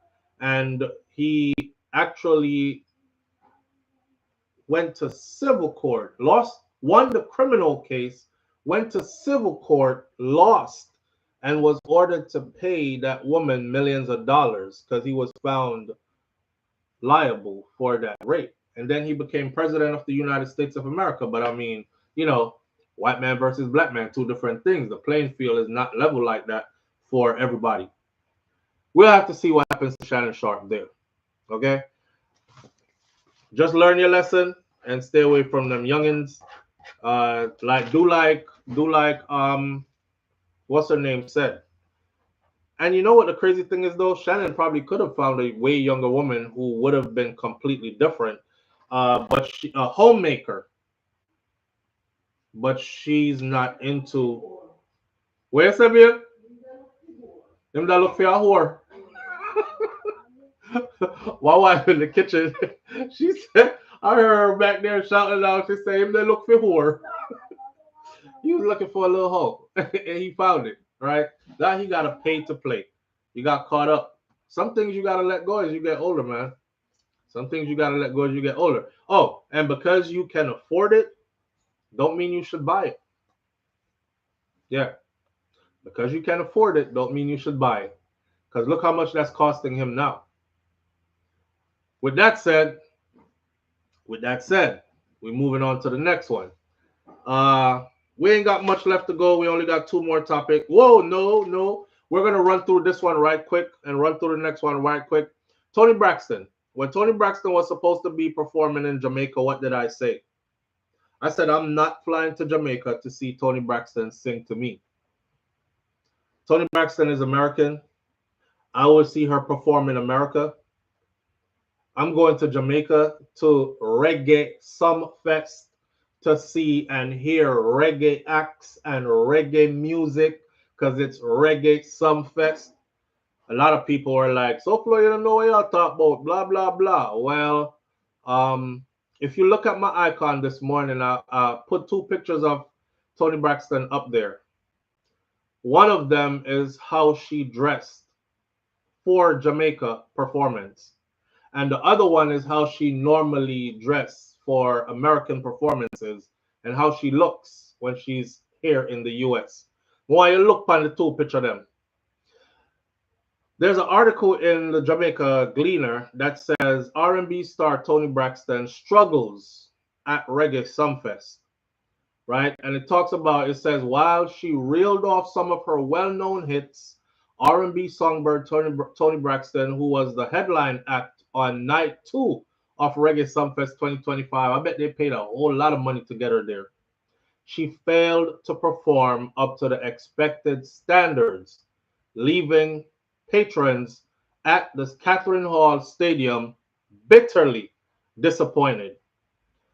One said, if I knew that this was what I was going to be getting for my money, I would have stayed home in my bed, says Andrea Stowe, who said that she traveled from Negril primarily to see Toni Braxton perform. I love her records, so I thought it would be nice to see her perform them live. Toni Braxton, who took the stage about 2:50 a.m. following impressive performance from Lila Ike and Protege. Now, if you go, people, please go watch the Reggae Sumfest playbacks. Go. Watch Lila Ike tear up that show. And then watch Protege bring it to an apex. And then Toni Braxton come on after that. Come on now. So in a thing with big Jamaica, we take big artists like Lila Ike and Protege and turn them in opening acts for, I don't want to say old, but Toni Braxton hasn't had a hit since can't remember when. And Lila Ike have songs where I run road right now. So Toni Braxton, who took the stage after 2:50 a.m. following an impressive performance by Lila Ike and Protege, who lifted the tempo after a decent early performance by Phantom Moja, Pressure Bus Pipe, and Bugle. Y'all need to go see Bugle's performance.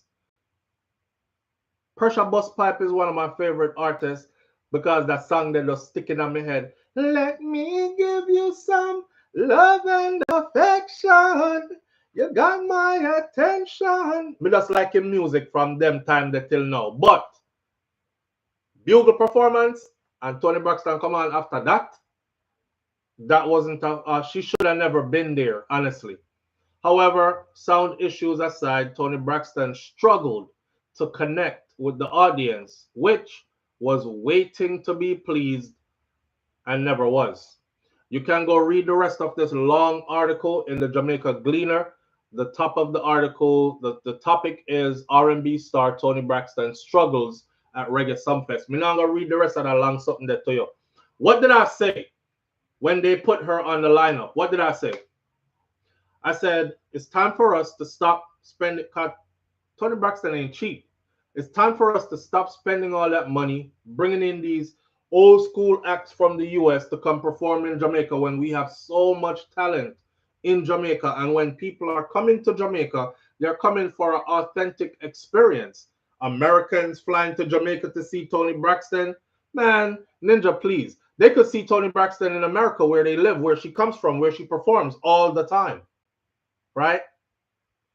And the amount of money, you know, where it costs to bring a Toni Braxton in, they could have well paid another 5 acts, or they could have topped up the money for Lila Ike, they could have topped up the money for Protege, top up the money for Bugle, top up the money for Pressure Bus Pipe, top up the money for Phantom Moja, you know, top up the money for our people. because people are flying in for an authentic Caribbean experience. They're not flying in to hear R&B music at a Reggae Sumfest.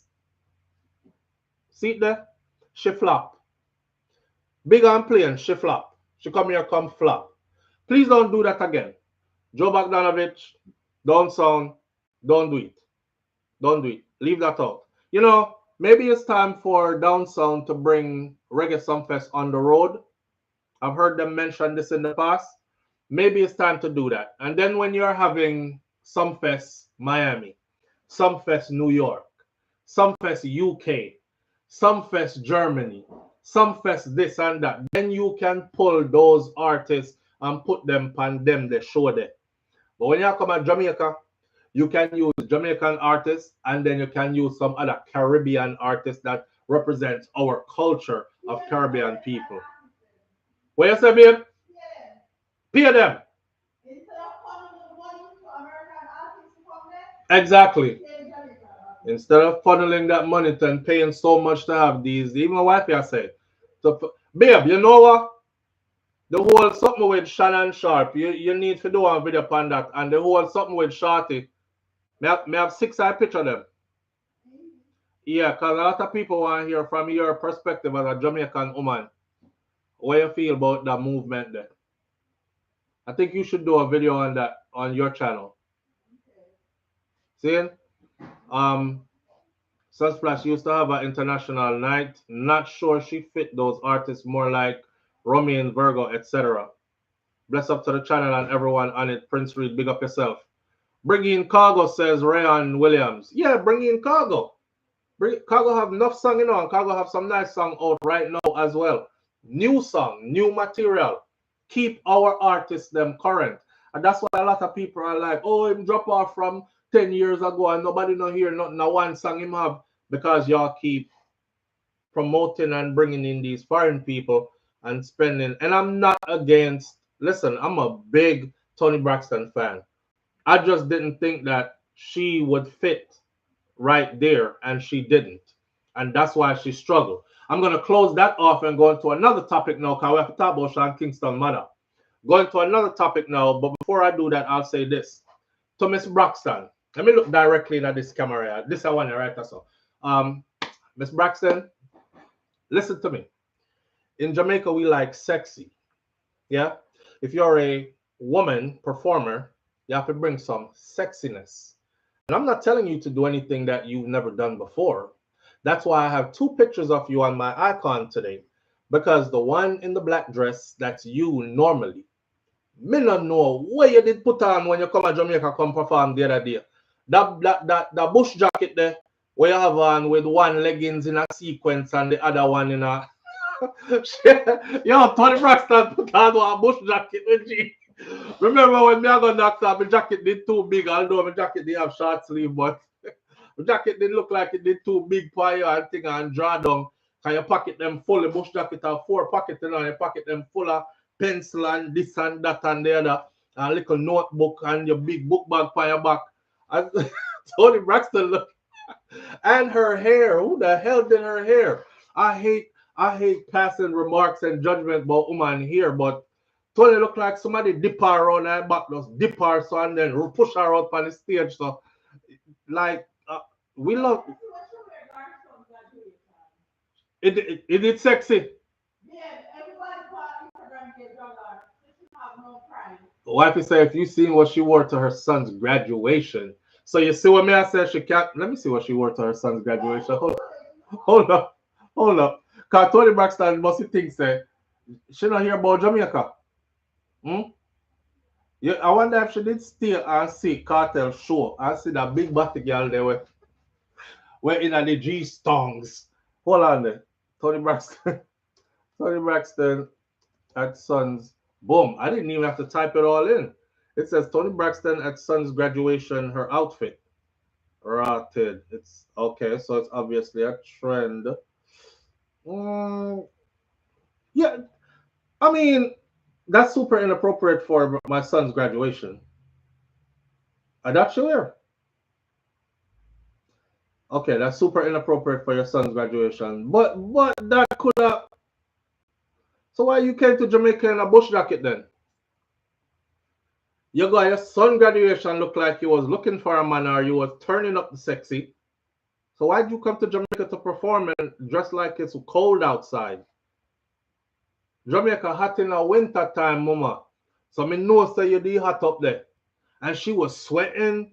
And I'm like, damn, she looked like she need a drink of water because she looked like she was sweating up. And she looked nervous. Tony, yeah. Let me see this. Let's pull up this picture real quick. Here we go. Blood fire. There goes. I see that. I see that. Yes. Okay, this is Toni Braxton and her son's graduation outfit.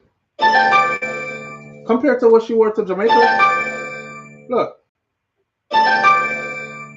Look at that.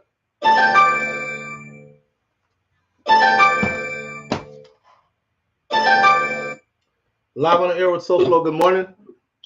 Hi, SouFLo. It's me again. I'm sorry. Morning, family. Good morning. Listen. So we're on Toni Braxton, right? So the thing is this. I noticed that when they bring the U.S. performers down there, with the exception of Chris Brown, they don't give us their all. Them just dash out one little something and then gone. And you know them have to give them top accommodation when they come there, heightened security, big paycheck. And the entourage and the makeup people and everybody's saying, yeah, it's a big thing. Me would have rather see because Jamaican artists them, because I was looking at it a little bit and I was like, where's Coffee? I love Lila Ike. Yeah. Where's Coffee? Where are all the others? Even we forget so make it. Boy, Coffee look like she take a break still, you know. Coffee look like I don't know. I hate to say it, but ever since Coffee did that song with certain persons, it hasn't been the same for her. I understand. I know. I see that. But you know, it would have been better if them did bring Bruno Mars. Bruno Mars. And you know, I think she just never gave it her all. You know, somebody in the comments just now said she was probably wondering what the hell she was doing there. Yeah, and then, you know, they have this concept, like they were talking about her clothes. When I come to realize, I have a friend from another nationality, right? And when we're going out, she would say to me, like, our clothes have to be naked because she's going amongst Jamaicans. And I'm like, no, girl, no. You wear what you want to wear that you're comfortable in. But you understand the assignment, though, that we love sexy. So, you know, I mean, you don't have to be naked to be sexy, but Toni Braxton is known for being like almost naked. That's true. She's known for that. Her outfits are always like the split go all the way up till you see like half of one body cheek and all these things. You know, the top is so low that you're just like the nipple is right there. I see the brown area around it. She always have them kind of outfit there on. So I'm surprised she ended up in Jamaica when it's this hot this time of year, and she come out in a bush jacket with one leg look like it covered in my grandmother curtain material. Oh my God. Yeah, but we need to do better, man, and start. Yeah, you're right, and employ our artists, them, and big up them and pay them well. Yeah, pay them some money, make them make a little money, you know. Did you see Lila Ike performance? I did. That's my man. Girl, she worked that stage and that crowd, and Protege too. That's my girl. I didn't see the Protege. I'm not really a big Protege fan, but Lila Ike is my girl. Yeah, Shabbat. So, what a girl can sing, man. She's not getting her accolades because of her bedroom choices. But I think so? She should start. I think so. I know she makes her money outside of the country, but in Jamaica, like Jamaicans don't support her because of her choice or because of her you know, her bedroom activities, and she doesn't really even put it out there. Like she's not in people's face with it. Wait, where I imply say? Where I try to say Lila gay? Yeah, she said it herself. Nah, man.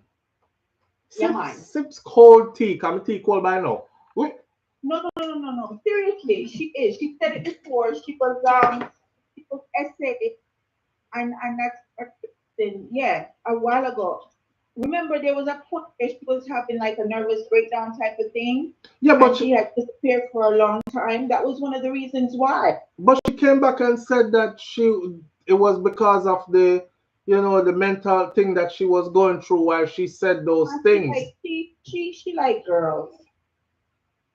She likes girls. No, man. All right. Well, God no. Me don't know, because me never speak with her, so me don't know. You never do it, so me don't know. You know. Come on. That's a good answer. I don't know before, but I think that's what it is. That's a good answer. All right. But anyway, I'm done again. I have to go to work. I've been trying to go to work for the last 2 hours. All right, big up yourself. Bye. Yo, Jamaican people are something else in the Caribbean people. She said, me don't know, because me never sleep with her. Me? No, sir, me don't know. Me, I never do nothing. Me and the Batman. Me and the man never do nothing. You never ride me yet, so me I'll tell you about Yo!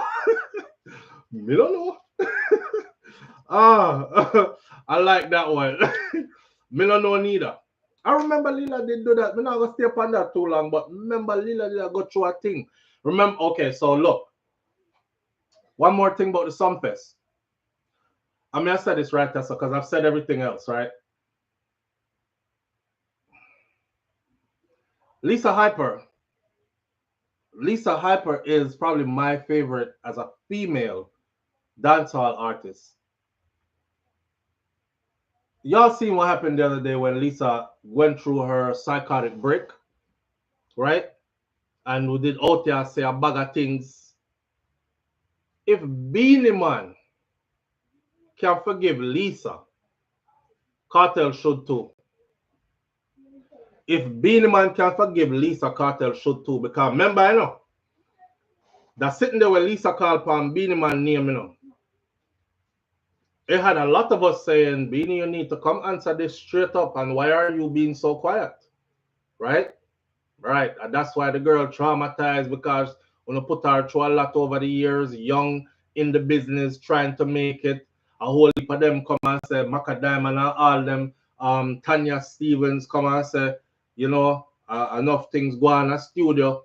At night time with entertainer. I see a next lady the other day, a next young lady who's doing music. She said, like, every time she go talk to the promoter, not the promoter, the producer, he might tell her, say, I put it on the rhythm and I mix it this way and this. And she said, every time the big artist is in the studio that wanted her on his rhythm for the remix, it was no problem. The producer act like everything is okay.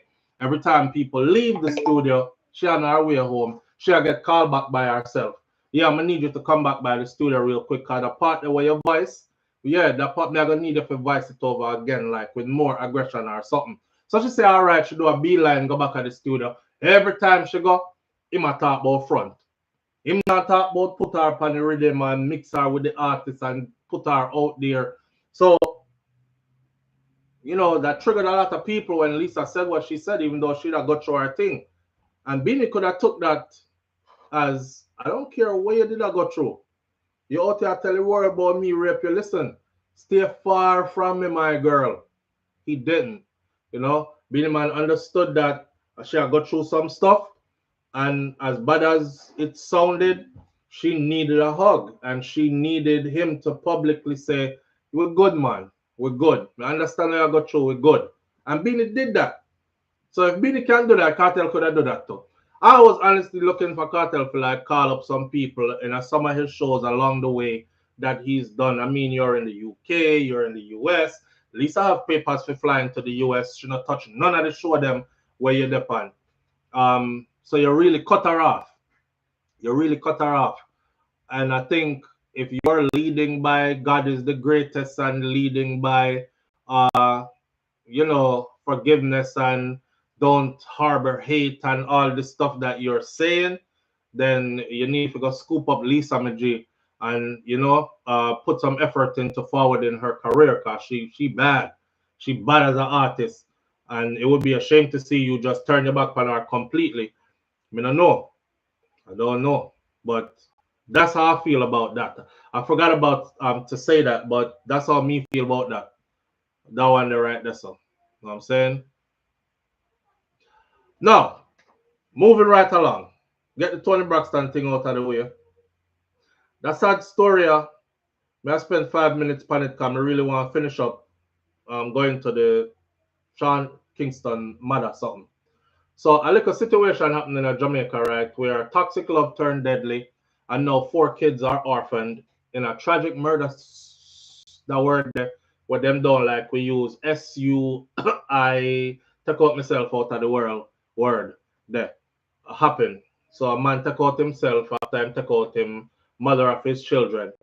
Now, as she gently bathed 2 of her grandchildren in her yard round a Cane River, Bull Bay, St. Andrew, Merlene wore a hollow look on her face. She managed to muster up a weak smile, but her eyes betrayed deep sorrow and exhaustion. 2 days ago, her whole world turned upside down. Her 50-year-old son, Ralph Edwards, had taken the life of his 25-year-old partner. This story get lessons in this. Her 50-year-old son taken the life of his 25-year-old partner, Kadeen Blackstock, and then he took his own life after. Their 4 children that they have together, ages 6, 4, 2, and 1, have been left orphaned. Merlene and her daughter, Tamika, have vowed to do their best to raise these children because they no longer have parents. We're going to take care of them. I love my grandchildren, them, I always take care of them, but I never expect anything like this to happen, is what Merlene said.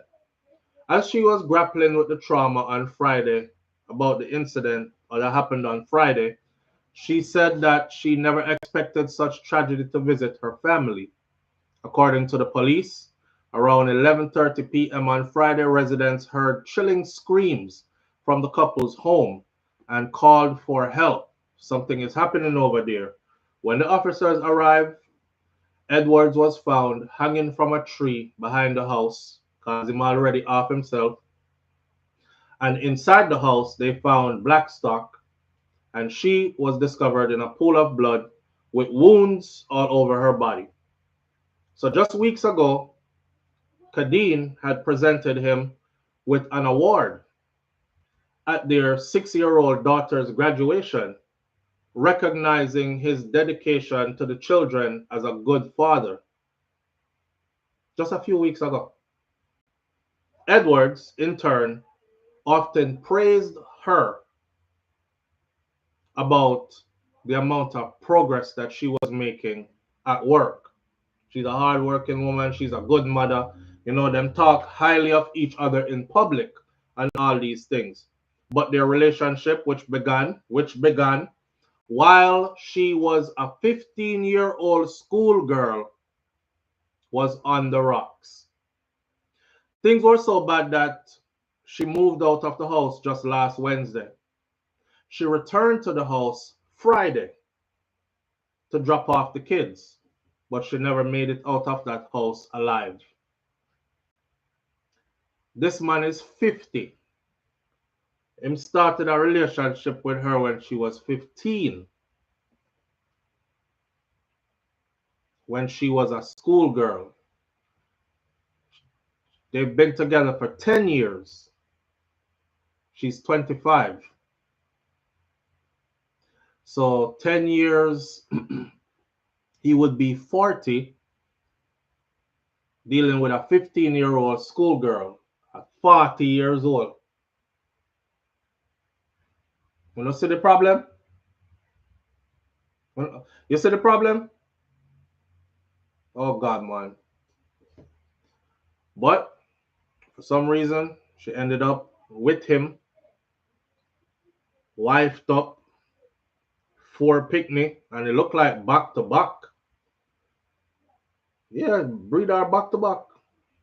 Because the children are 4 young children ages 6, 4, 2, and 1. So she get breed back to back to back to back. She only had 1 break, and that was between the 4 and the 6-year-old for 1 year.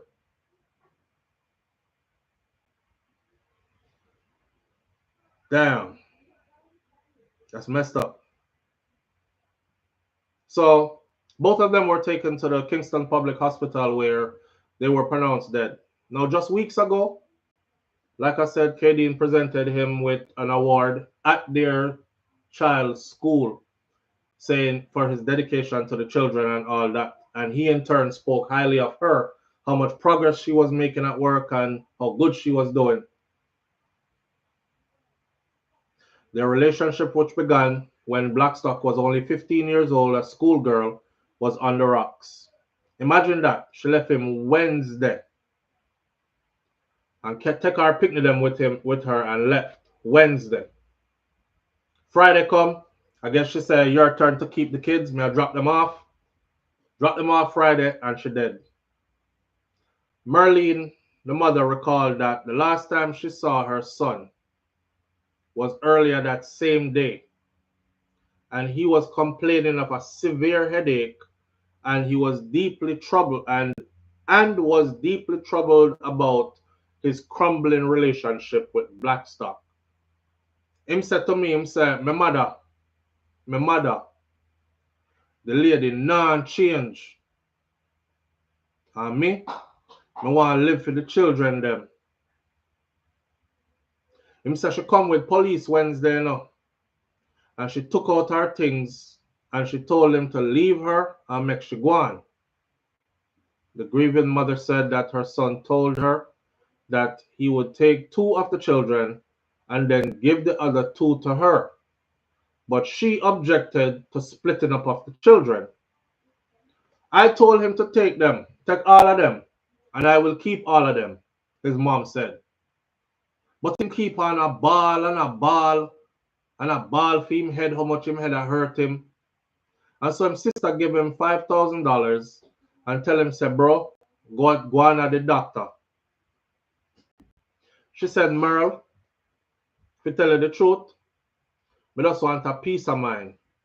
And when I come from work at evening time, Ralph keep on and nag me about other man. If me there with other man and what me I do with other man, is what she told her sister-in-law. Him take on my phone and always want to fight me. Because you're way too old for her. You were 40 years old when she was a 15-year-old girl in school. So your conscience will bother you. Because you can't do the things them where you think you can't. I don't know if you're sitting dead or what, but that's what she told his sister. Same always a bother her. She work harder when she come from work. Every day a fight and bother her. Take away her phone, search up her phone, want to know which man she have talked to, accuse her of talking to man. And I told her that she should not stay in that relationship and that she should take away herself. And she told me that she's going to go by the house to drop off the kids, them to Ralph, because she have to work that Saturday morning. Later that night, Merlene said she was jolted by a desperate knock at her door. This is the boy's mother, the man's mother. She was told that no one could find either Edwards, which is our son, or Blackstock, which is the girl. And the children were left all alone in the house. So me I wonder to myself, so what could have happened to them, because them wouldn't leave the kids them alone. Them not that type. Them never do that. Death never come across my mind. Afterwards, me get a taxi and then get a next call, say that them find Kadeen with her throat cut, and then them find Ralph and him have a rope around him neck, hang himself. Me say me ball out, Me ball out, Jesus Christ. What? What me pick me do? Why him trouble the girl? Edwards and Blackstock had been together since she was 15 years old. She was a high school student when the relationship began. Merlene said that she disapproved of the relationship because of the girl's age at the time of them starting the relationship. Our 40-year-old son has started a relationship with a 15-year-old schoolgirl. And I told Kadeen back then, I said to leave out Ralph alone because you're a little girl and you're too young. That time there, she did go to high school. And she bright enough. And she intelligent. And him now, him leave him woman. And the two of them go live in our house round at the bush, round there. So a morning time, she used to pass and call to me. And I never really used to answer her because I did upset about the relationship there. After me tell her say is a big man that time you was a little girl. So them go around a boy house in a bush go live together. After I leave him woman for her. Tamika Edwards' sister described the relationship as deeply troubled despite signs of love. Them love each other, you know, her sister said. But no one would want to stay in a relationship where them fight and cuss all the time. And if them fight all the time, the feelings is gonna drift. And Kadena said how Ralph feel lick her up every time and then expect her to turn around and lay down with him. She said she didn't want to break up her family, but Ralph just non-change. She said that her brother stuttered and had a history of abuse. My brother him kind of stammer, you know. And once him can't bring out him words them, him will use his hands them. Ross, you know, see that they used to tell us when we grew up in Jamaica though. We were aware of that. And we talked to him about it because Kadeen is not the first female that him dealt with when would have beat. Any female that talked to him would tell you that. He beat the whole of them. It just never dawned on me that he would kill anyone, his sister said. Don't they tell us that when we grew up in Jamaica? You see, Stammer people, we used to have a brother in our community. You see when him go can't get it out, you have some big stone, you know. You better take the wings of the morning, you know, and fly, you know. And him always ready for fight. Always ready for fight. Cause him and now I know as an adult that it was out of frustration. But back then it was like stay away from Stammer people. You don't want them as your friend. You don't want them around them unless a family member you don't have a choice but to deal with them. Stammer is a part of frustration, says Rich. Yeah, and Stammer got Hercules strength. That them used to tell with us. Yeah, be cryptic. They used to tell us that the Stammer people have Hercules strength, and Stammer people will lick you down with big stone. But it's true. I used to see them all the time, and they used to be like,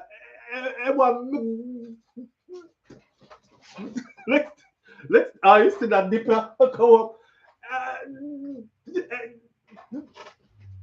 Something that fly off of you, you know. Well, back to this story though. I not trivialize the story. We laugh about Stammer people and how them we grew up at Jamaica and them used to like, yeah, we used to have one called Rickety 69. We used to call him Rickety 69 Dumpling Yama.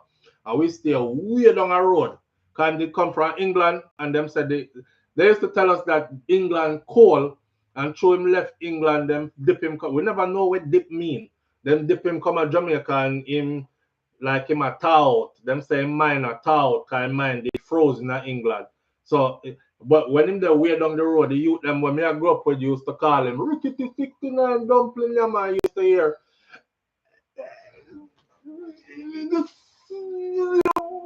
you might try to say bomber clot or something and it take forever to come out. All in start run after you. And the man can run, you know, and the tall, you know. So we used to make sure that we there way down. So what we are saying, we are give him 100 meters first head start and take off in that bush. But this story is sad. The story is sad. The only message I have for this one is Big man, leave the little girl them alone, bro. 40 years old, a 15-year-old. Oh man. And little girl, when you do that to yourself, for those who are still alive who can hear this because she can't, you know, I don't know. In some cases, it's poverty that does this because some cases, no, listen to me for real. Some cases, people there, them yard, get abused. Like these young ladies, these little girls, they're getting abused at home. Them can't wait to leave the house. So you see, as them find a situation when it looks so bad, they're like, well, this better than what go on at my house. So I'm look a bit older than me, so them tell themselves, but you know, we can have somewhere nice to sleep. And that's how they end up in these type of situations. So parents, be careful how you raising your daughter them because you know the first escape them see out there if you're creating a home environment where they have nobody to talk to, a home environment where they're being abused, all that. The first arms were open and Vybz say you're so beautiful and think, gone, she gone. Yeah, come live with me, man. Gone. You know what I mean? Yeah, so you have to stay up on top of that. It's sad that it ended that way, though. You know, she gave him 4 kids. She gave him 4 kids. And it looked like him mad out over her, too. But that's not love. I mean, no one, nobody thinks that that's a love. That's something that's called possession. It's not love that. If you really love that person, you can never hurt that person like that. Me can't cut a woman throat when me love. And then she have my children, so I'm not even thinking about my kids. Like my kids, them not gonna have no mother, so me just I go take away them mother from them, and then rotted. Worse than that, me I go take myself to with she, so rob them of both parents at the same time. Yeah, that wasn't love. No, love no go so. So back to what we always say: when you see the signs of aggression, the red flag them, cut. Don't wait. Don't wait for nobody to swing and punch you nowhere, kick and thump you nowhere.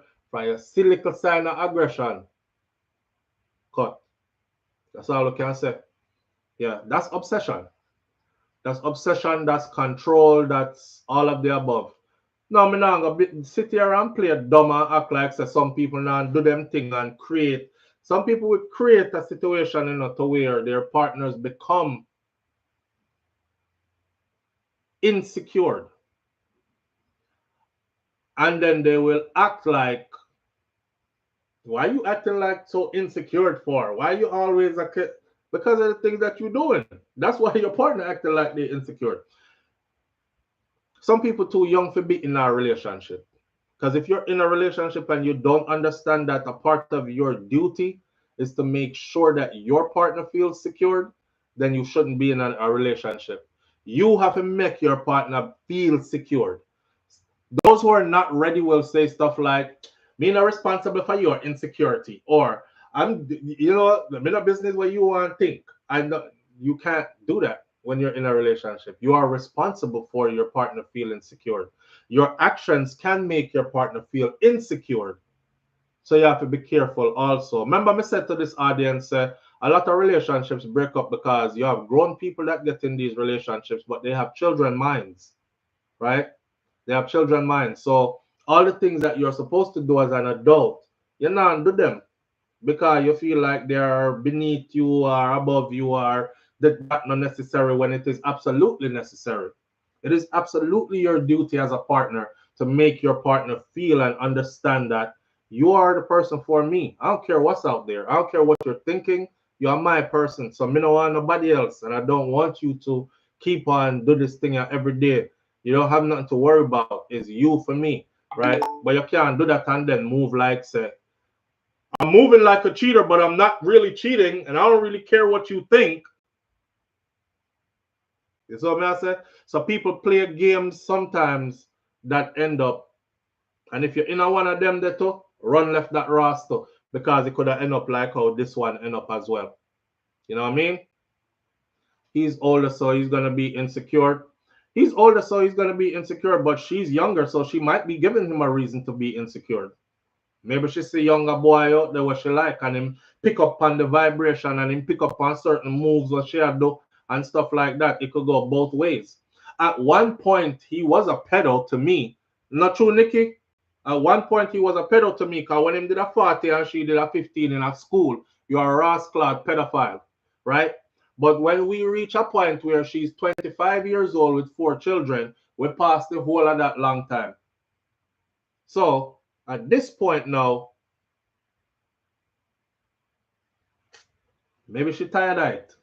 Maybe she's somebody else who give her comfort or making her feel like she can escape her reality kind of thing. You tie down a young girl like that with 4 children at that age.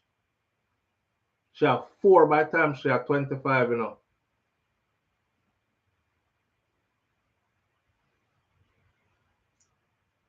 She don't really live. She didn't really live. They didn't have no time where she went out and enjoy herself with her peers and all these kind of things. She just turned mother. She went from picnic to mummy. That's it. And people grow and people change. So as she's growing and she's changing, if she's finding out that, you know, this really is not what I wanted for myself. I mean, I love my children, I love my man, you know, but this ain't what I really want for myself. Plus beating on top of that. No, don't get it twisted. Back in the day, our grandparents, them, and it wasn't because of poverty, it was because of exactly how things were. 16-year-old, they with them man already. By the time she had 17, she had picnic, 18 had picnic, right? Married by the time she had 25, she already have 5 picnic and 4 picnic and them something there. Or you think some of them old couple, they have 9, 10, 11, 12, 15 picnic. And guess what? Them stay together for them whole life. All the way till Mass Bertie dead one time, him at 95, and Miss Lou dead when she had 93. And the 2 of them stay together for life. It wasn't because of poverty like some people are making it out. It was just a different time. And that's what was happening in the culture then. So Anna like that she couldn't stay with him and grow with him, even though 15 to 40 is against societal norms. But at some point she became an adult. Police never get involved. Him never get charged for nothing. Move past that, the horse gone through the gate already. Children are in this now.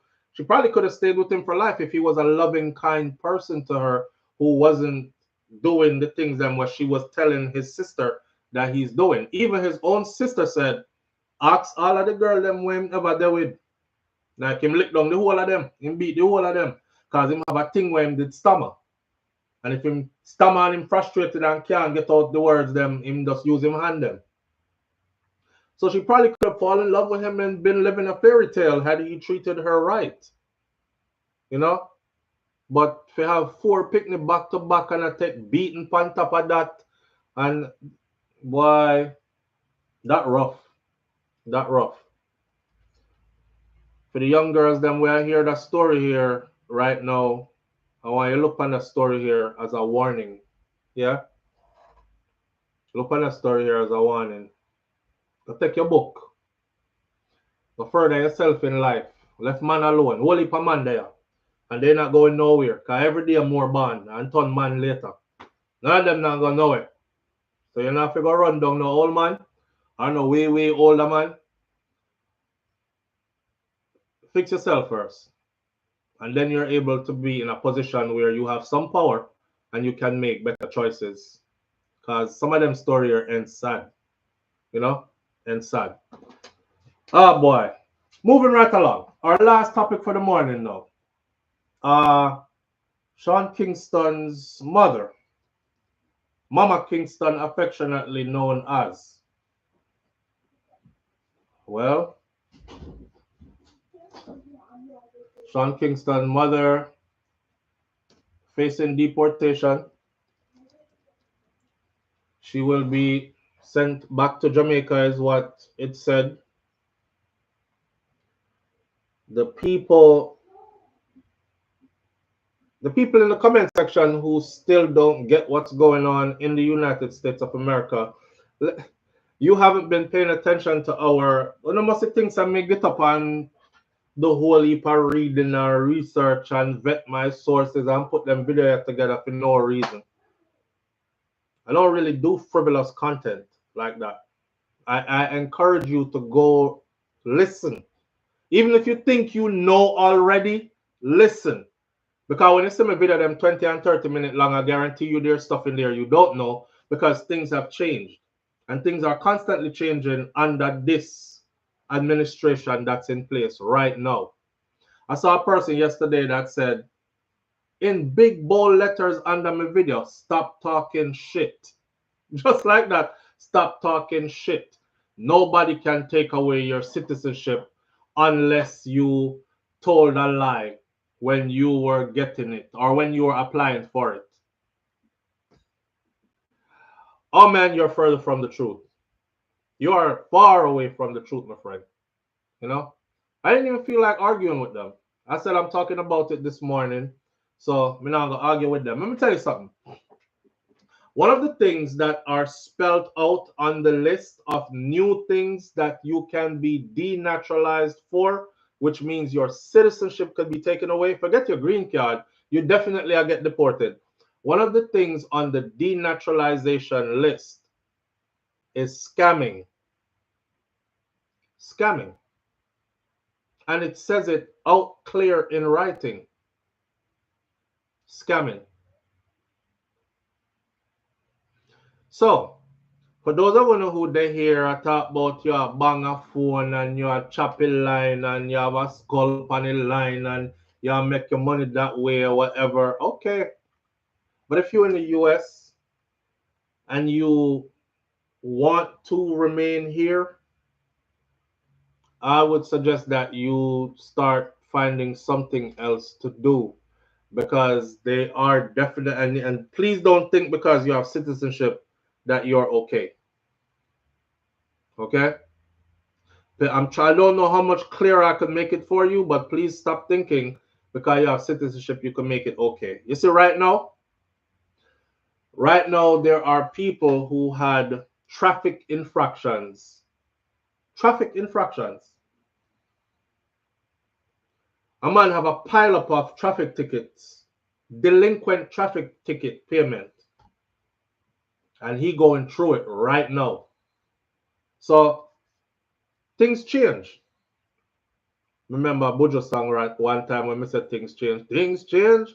No one says a life hard. Why you never send a penny come a yard? You rich you spend the whole night abroad. Squander your money now you living like dog. Why get the port come down in a one pants? Make sure so that I know you're here. All right. So on top of telling you that things have changed and you can definitely be deported for what Sean Kingston's mother is facing deportation for, is a good time for the rest of you to set your things straight at your yard, just in case. There's some people who are high and mighty on social media, them righteous than anybody else, right? Me, that's why me glad say me never do nothing yet. From me coming at this country. They've assembled a unit right now, and their job at the DOJ, Department of Justice, is to backtrack. Them a go back all 20 years in a people paperwork. You sure? You sure? We're not talking about criminal record, you know. We're talking about the wrong thing put on an application. Whether you put it there by accident or is a like a white lie that you had to tell to get over and you got by. And you say, whoo, I get it, you know. They're backtracking. Now here's the thing. Again, warning. If they decide to accuse you, this is the part that you need to hear.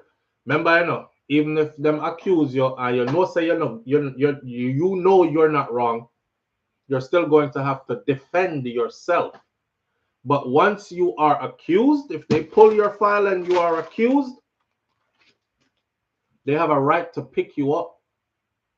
Like, pick you up, ice, pick up people, zip tie, carry, go somewhere, go put it on. Yeah. And then you know, because they are going to do it under civil law and not criminal law, they don't have to give you legal representation. Your legal representation is going to have to come out of your pocket. So not only are you incarcerated because you're accused while they are working on a file to take you out of here, you have to go find legal representation from inside a lockup. So I want to be careful out here in every ways. Exactly. Charlotte's law. There is no due process. And of course, there are a lot of advocate groups right now who are saying this is illegal, this is wrong, this is whatever, but they're talking a lot. But people are getting moved a lot while they're talking. So by the time them says stop this and it stops, how many people have gone through the gate already? You know how hard it is to when you get sent somewhere else to make it back this way? All right. Sean Kingston's mom. Damn. I mean, I thought she was a citizen. Now, even if she is a citizen, like I said in the video yesterday, though, her crime is actually on the list for denaturalization. Like, they have extended the list. And that's one of the stuff that I've seen it. It's definitely on that list. She'll go get hit with it. People are saying she'll be okay when she gets to Jamaica. She just have to land in at the place and she will be all right because our family not poor in Jamaica and them do pretty good there as well already. And you know, she have our links. I seen somebody else say, boy, as she land in Jamaica, she gonna do a start. Banging line. Chopper business. I'm not saying all that about that lady. I don't know her like that to say all that. I will say that's a messed up position to be in at 62 years old. She begged the judge for it. And another thing, the place that they're looking, she's begging to stay in Florida. In this part of Florida, because she's saying, you know, you're going to deport me anyways. That's a permanent separation from my family. Could I at least serve my time close to where my home is or was, so my family members who are here can come see me on my visits while I'm doing my time. And then when it's time to deport me, you deport me. I accept that. The next facility they could send her to, the next federal facility, is 500 miles away from where she lives or from where she's at now. Crimes of moral turpitude, Charlotte's law. Absolutely. That is it. Crystal G says, don't they have a big house in the hills plus multiple cars? Crystal G says, well, if they do, that's good for her. Because you know, so some people get deported and don't have, like Bujo said, not even one point him come down, you know, and that him have. As far as I'm hearing, she's not going to be in that position when she gets sent to Jamaica. She's going to be okay. The thing about her case, though, is the amount of years that she's going to get. One person said yesterday, I don't think she's getting more than 9 years, max. She has 4 counts, and each count carried 20 years. And for those of you who might think that you can't get a lot of time for doing a little bit of scamming or some thieving or something, there's a young lady in Florida here. I just covered that story. Let me pull it up real quick just to tell you. Woman sentenced for stealing designer glasses in Florida. She was sentenced to 30 years in prison in Florida. 30 years. Right here where Sean Kingston and his mama is about to get sentenced. I know that the sentencing is happening on the 23rd. Today is the 21st. This girl keep on her modus operandum, how she operates. She would thief designer glasses, eyeglasses. She would go high end and thief the one them that's like, you know, $100, $200, $300, $500, and then she would sell them back at half price or even less. She got caught for it before. She got locked up before. She came back out. She did the same thing. The judge said, you look like you're not learning your lesson. So as a repeat offender, and plus they have just adjusted the laws concerning that and scamming as well. Those laws were adjusted recently to carry way more time as a deterrent. And under that, could you imagine you got 30 years in prison and people asking you when you in there, what you in here for? One person said, man, I got in a fight with my cousin. I killed that motherfucker. You killed your cousin? Yeah, you know. Next person, how long you got? They gave me 25 years. But I'm going to be all right, though. Next person, what you in here for? Man, I'm in here for stealing sunglasses. Sunglasses? How long you got? 30 years. 30 years. How come homie over here got 25 for murder and you got 30 for stealing sunglasses? That's the law. That's how it works. So Sean Kingston's mom is about to go before the judge on the 23rd of this month, which is 2 days away from today, and she will learn her fate. I think they're going to sentence Sean too. I'm not sure. But I know her sentencing for sure is on the 23rd. No, Sean is in August, I believe. Hers is on the 23rd. 2 days from now. As a repeat offender, I think the judge is going to slam her. As an immigrant, as a repeat offender, as a mother who dragged her son into it, because that's how the judge sees it. The judge already made it clear that he didn't like her because of the things that she got up and said in court. And the judge said Sean Kingston is lucky because if he had got up and said anything along the lines of what his mama said, he would have made sure he was jailed until sentencing as well. As a diehard Jamaican, I find Jamaicans and their armchair qualifications hysterical. Armchair qualifications, what that mean?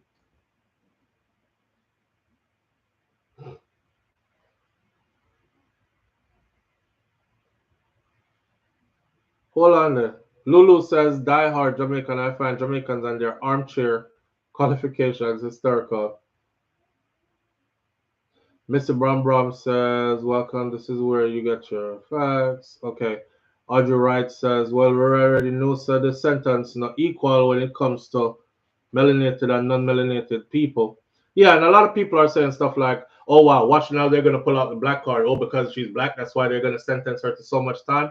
Well, you know, the sentencing guidelines have always been used disproportionately one way or another. So the field has never been leveled. Other people of other persuasions commit the same crimes and they don't get sentenced like they killed somebody. But that's not an excuse. That's actually a reason for us to even think more about what we're doing, because we know that they're not going to sentence us like how them sentence other people. In most cases and career fields, we have to be overly qualified in order to qualify. We have to be extra good in order to be considered good, while others are barely making it through and they are given awards and considered a valuable employee, etc. So we know that. Use that to save yourself. Use that to save yourself. Make that a deterrent for you to not get involved in any type of stuff that you see going on out there. Our immigrant community right now, if you are a part of the immigrant community, that means if you were not born on this soil, people are asking, so what's going to happen to Sean? I don't know. I guess some of you thought he was born in Jamaica or something, because he wasn't. So he has no deportation to face, right? He wasn't born in Jamaica. He was born in Miami, Florida. He's a Florida boy. He's a Miami boy. He's going to do his time. He's going to get out. He's going to be, if he gets time, because I don't know how the judge is going to sentence them. The judge might sentence them to Sean get probation, extended probation, time served. Nothing is impossible because I looked at a case where the rapper was facing life in prison for, and there were multiple murder accusations are on his file, right? When they went to trial, Brian Steele just represented him, Young Thug, and Young Thug ended up with time served, like 15 years worth of probation and a bunch of other stipulations. Move out of the city that you grew up in. Don't come back here except for business, and you need permission, blah, blah, blah. So we don't know what the judge are going to give them. We don't know what the judge is going to give them. But if you were not born on this soil right now, now is not the time. Now is not the time. And this is not the administration to be playing around under. I'm going to just put that out there. He's going to buy 2 houses in Jamaica and move to Jamaica with his mom. Tariq Shatta. Tariq Shatta in the Spot TV. Big up yourself. Yo, Tariq, I'm going to see you no more. I know exactly who this is. Buy 2 houses and move there with the mother, right? Yeah, the thing, I don't like how it looked, bro. But it is what it is. You know, somebody said this morning, why is it so hard for you to say it like it is? If it was somebody who wasn't famous and never had no money or whatever, or any fame, you would have came down hard on them. You would have said all kinds of stuff. Live on the air with SouFLo, good morning. Yeah, SouFLo. Yeah, family. Didn't Sean Kingston's sister get in some trouble too? Yeah, that was reported, I think a month or 2 months ago. You did a story on her, didn't you? Yeah, recently. So what's going to happen with her? Well, the last time I did a story on her, they said they're looking for her and they believe that she's in Jamaica. So the whole family night? It looks so. But you know, so them say I know is nothing big, but why would she run on something like that, like a shoplifting charge? And she was supposed, she got a court date and was supposed to show for the court date, and them said she dip out and gone, and they believe she's hiding out in Jamaica. Well, you have a good point. They have to deal with the consequences for their actions, but we're just glad to say she'll get free, come home to Jamaica instead of being sent somewhere else. Right. That part. That part. All right. Now go back in nature. All right. All right. Yeah. Listen, deportation is not the end. It's not the end. But like somebody was saying, let me address each one thing at a time. I saw somebody just now said, well, his mom had him here and she was not a citizen. So, well, that's something else. And that's under something that the Trump administration just got shut down again over, right? Birthright citizenship. They're trying to change that. That's not that, nothing about that has gone into effect in their favor. So, and I don't think that's going to work either because the Constitution is set up that way. I know my man said it was supposed to be about the children of the slaves and all this other stuff. But if you were born here on this soil, you are American. What they are starting to do is they are starting to, the Supreme Court gave him way to start to build a file, so to speak, or to build their case against birthright citizenship or the abuse of, like, you know, people coming here and having their children just because they want them to be citizens and then flying back out of here, or illegal immigrants having their children here, kind of thing. Donald Trump administration wants that if you are an illegal alien and you have a child in the United States of America, then your child should not be an American citizen. Your child should be from where it is that you're from. If one parent is a citizen, though, then that child is going to be fine because that child will take citizenship under that parent. But if both parents are illegal or out of status, then that child should not be considered a U.S. citizen, right? They're working on that still. That's in the pipe works. What I told you about the list of denaturalization um, offenses, then the list got longer, and scamming is one of the things on the list. That's in effect. That is completely in effect and happening, being used right now. SouFLo, yeah, but to the lady who said that I don't, why is it I can't just tell people and just, uh, you want me to kick people when they're down. That's what you want me to do. That's how I see it. It makes no sense for me to come up here and say, I'm good for you, and that shit forget. And I don't do it to anybody. I don't do it to you whether you're broke or you have money or fame or unknown. I never get up here and say, I'm good for you, or that happened to you, or this, that, and the other, unless you're a nasty person who did something to kids or something, or raped somebody or sitting and then you got something bad happen, then I'll say that. But I never, that's not me. That's not me. So I'm never gonna come up here and kick somebody when they're down. You know, the justice system is gonna do what justice system has to do. Immigration in this case is gonna do what immigration has to do, and karma is gonna do what karma has to do. I don't need to kick anybody when they're down. So don't look for me to be the person to do that. Yubel Yuki says, SouFLo, Sean Kingston and his mother are supposed to be sentenced on July 11th, but he asked the judge that he needs more time to find a lawyer to represent he and his mother. Well, yesterday it was put out from his attorney that he will be sentenced, or she will be sentenced on the 23rd. Not the 23rd, on the 23rd of July, which is 2 days from now. But the wording was sentencing will take place on. It never said they will both be sentenced on. It says sentencing will take place on. So that's why I said I don't know if they're going to be sentenced together or not. But it said sentencing will take place on while talking about her story. So that would tell me that at least she's getting sentenced in 2 days from now. 10 to 15 million could make you retire in Jamaica and live sweetly even when you make a mistake and you're effed up. Absolutely. Absolutely. But Tariq, hear what I say.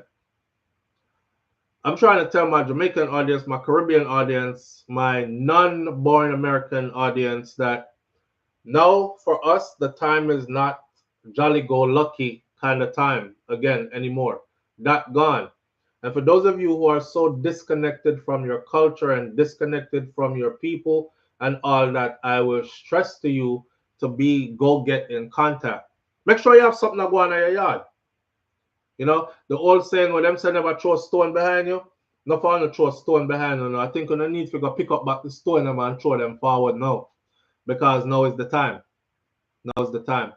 You think something will never happen, but there is a saying that says never say never.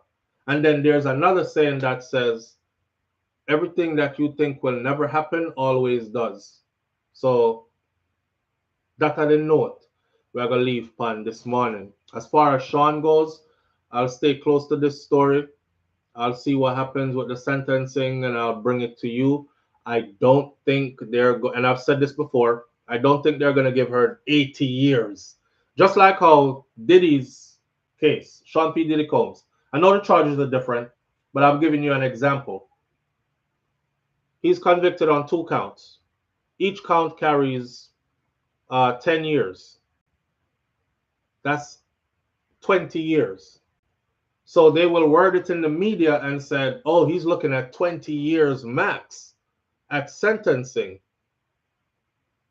But the fine print says first-time offenders, even second-time offenders are usually sentenced to 3 to 6 months in a county jail for what he was sentenced in. And you have to be like caught multiple times, and they just see that this is something that you're never gonna, like, you have no intentions of stopping. Okay, send you up the road and max you out kind of thing. So there's no way he's getting that. I don't think she's getting no damn 80 years. But at 60 anything years old, any years is too much to be going to prison for, right? If they hit her with 8, She'll be 70 years old when she gets out. But like the last caller Murray's message 411 TV said, at least she'll go her yard. She's not going to El Salvador. She's not going to some African nation. She's going home. To which part, our roots there, which part she come from. So we're going to stay close to this one, see what happens. Wish her all the best. And wish Sean all the best as well. Right? My hubby and JA planning to go back for a while. Yep, says Denise Sparks. Them can't even find the stone now. Audrey, them fling the stone so far back and them and gone so far forward, them can't even find the stone. Tariq says they're trying to give her 7. They're trying to give her 7 years. Tariq, them says she asked the judge for 30 months. 30 months would be roughly 2.5 years, right? You think the judge are gonna give her 2.5 years? May I talk to Tariq? And what do you think the judge is going to give Sean? Where do you think the mortgage, Sean? If Sean is a first-time offender, Charlotte says the mother will get the bulk of the sentence. Yeah, I'm telling you, this judge is gunning for the mom. I read through the paperwork. The judge is gunning for the mom. He don't like her. He don't like her. And it's not on a personal level. He make it seem like more it's about she doesn't seem like somebody who is sorry enough for him, right? And usually when they make that known, then you can expect harsh sentencing. Tariq says they're trying to give her 7 years. For Sean, maybe probation. I don't know, bro, because he was on probation already. Wasn't he on probation already? The paperwork I'm looking at says he was on probation already. Right? Yeah, so when you on probation already and you get caught up with new charges, they never give you more probation. Them usually give you a little something figure serve still.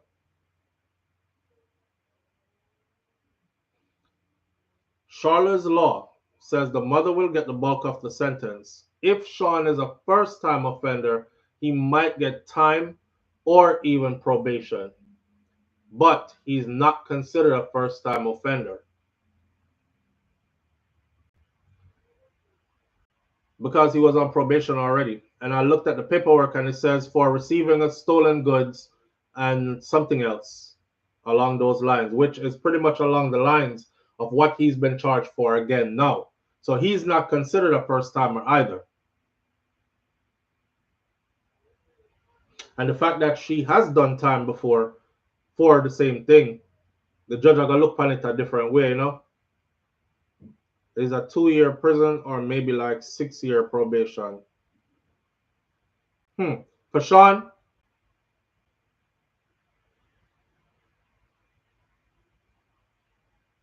damn.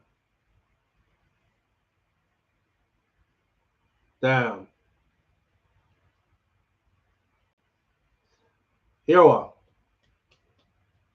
I don't know who in here I talk bad about Jamaica, but I don't never speak bad about Jamaica because I told you, I'm tell you all this all the time. Like there's nowhere else them can't fling me out of Jamaica, you know.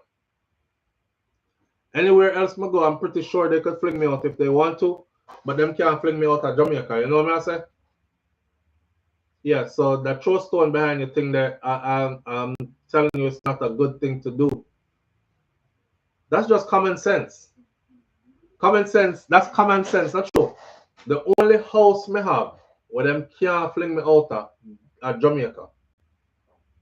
So I'm not buffing up my chest nowhere else. I make sure so I'm good in a Jamaica.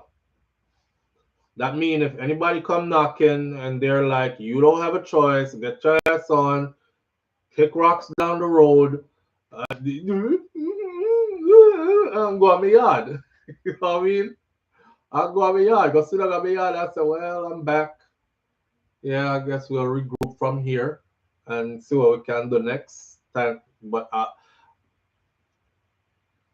think Diddy will get about 6 years since the judge does not want to let him to let down the prosecutors.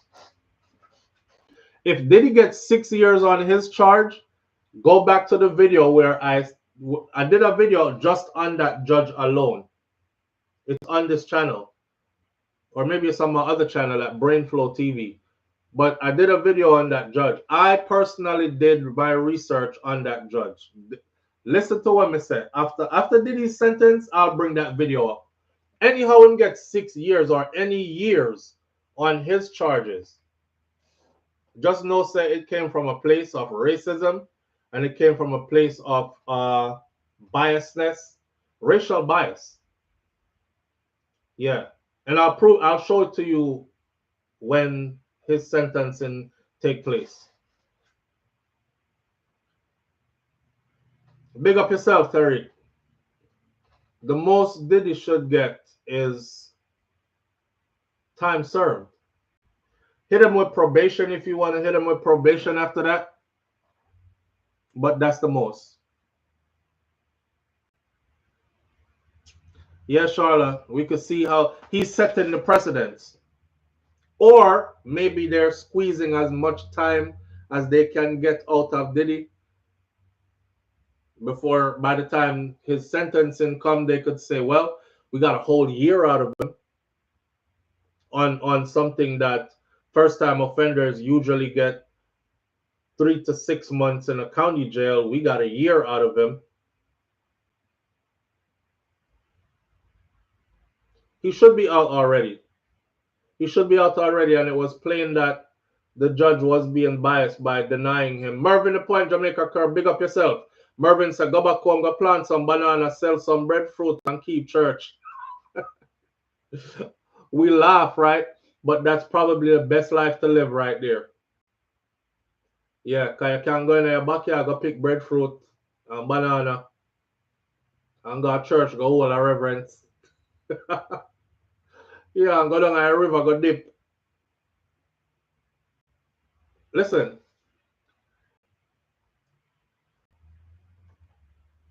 I saw somebody did a video, and she was in the Caribbean. I forgot what island. Y'all might have seen the video, so I don't want to make up nothing. So I can say SouFLo lying. So it's a female that did a video. She's in the Caribbean somewhere, one of the islands them. And she said she moved back. She moved back. She said she thought about it for years, and she finally decided, so she couldn't take it no more here, so she moved back to the islands. After making multiple trips, of course, and seeing and weighing her options and whatnot, and she said now that she moved back, she realized that we were tricked. We were tricked because, you know, when them used to tell us how you're poor, and now she's back and she's like, she don't even go to a grocery store. She hasn't been to a grocery store because she go outside and food is everywhere, right? And then she was spinning around the camera and she's like, she live in a place where she's close to a beach. And the beach isn't guarded by anybody or anything. They keep their own beach clean. It's like a private piece of beach. Beautiful water, Caribbean Sea type water. And she jump in and swim when she feel like. And she was like, is it Barefoot Lady Crystal G? That's her name? I know somebody must have seen it that's here. She was like, we were lied to. Now I realize more than ever we were lied to. Because all the things that they used to tell us, if you have these things, you're poor, and this you need, right? You're poor because you don't have swimming pool. And she was like, why I want a swimming pool when I have the Caribbean Sea behind me? Right here, free access. I live right here. Why I'm poor? Because I can't buy all the stuff in your grocery store. All these artificial stuff that make up all these food and stuff. Look at this. Look right here. This is a jungle full of food. Banana, that's a breadfruit, that's a yam, that's a dasheen, that's a cocoa, that's a this, that's a that, that's a apples. You know, we might really have to start reevaluating what we call rich versus what poor is, and who is actually poor, or were we really tricked? or are we really tricked? You know, they raised most of us to leave. May I get you ready for foreign? My grandmother used to say, Miss Ruby, right? So she was getting us ready for foreign. She said, one day your parents are gonna come and they're gonna take you from me, baby. I said, Grandma, I'm gonna write you every day. She said, no, you're not. Oh gosh, I miss my grandmother. She said, no, baby, you're not gonna write me every day. I said, yes, Grandma, I'm gonna write you every day. She said, no, you're not gonna write me every day. I know you say it now, but as you get older, you will see. Remember, I know me look when me I left, you know. She said, as you get older, you will see. I tell you what's gonna happen. My grandmother said, you're gonna get big and you're gonna get busy with life, with your own life, with trying to get somewhere in life, right? You're gonna go to school, you're gonna start to work, you're probably gonna have family of your own. You're not gonna remember poor grandma like that. I have time to write letter every day. Well, times changed to the point where we didn't have to write letter every day anymore. We had these and we can do FaceTime and all that. By them time that my grandmother is so the intention tremors that I made a joke about, I told you about. So if you call her for even FaceTime her and she said, I'm the grandson, I'm calling now. And she took her phone like this. No, my grandmother never trembled. But there's something called intention tremors where only time you tremble is if you're trying to accomplish a task, trying to do something. And the closer you get to doing it is the harder your tremor comes on. She had that. So we're going to get our smartphone now. And she had tried answer the smartphone. And the closer she got to it, she would start tremble harder till she answer it and hang it up at the same time. You know, she would answer it and hang it up at the same time like that. And it was funny because we would laugh, but technology had went ahead and become way more advanced on these things. But her words came to pass. You know, you're not going to remember grandma. You're going to live your own life and grow up and get busy with family and have to work and support yourself. And you're not going to find time for it. And even with able to call every day, still wasn't able to do that. You know what I mean? But yeah, they were raising us to leave. They created a piece of heaven on earth in Clarendon, Jamaica, and raised us to leave it behind. I want you to think about that and think so we never get tricked. Let me say it one more time because I'm going to end the video right here. These, my foreparents, my grandparents, they created through hard work and land that's ancestral land handed down, they created a piece of heaven on earth, right? When I go to Jamaica now, it's a 5-bedroom, 2-bathroom house, way up in the hills of Clarendon. It's cool and nice up there. You don't even need AC. All when the place hot, it get chilly at night time, you need blanket, like you have AC, right? Food in abundance, panelana, all these things. They created a piece of heaven on earth and encouraged us and raised us and taught us, prepared us to leave all that behind. Maybe we need to start rethinking this thing that we're doing, preparing everybody for export. You know what I'm saying? May I get you ready for when you got to foreign because you can't talk like that. You know, it's patois don't work over there. You have to speak the Queen's English. So come here. It's not over there, so it's over here or over there. It's not come here. It's come here. Okay? We're getting you ready to leave. One did I get me ready for left for? Why you never teach me to build on top of where Uno did build already? You see what I'm saying? Now me there I think about them something here now.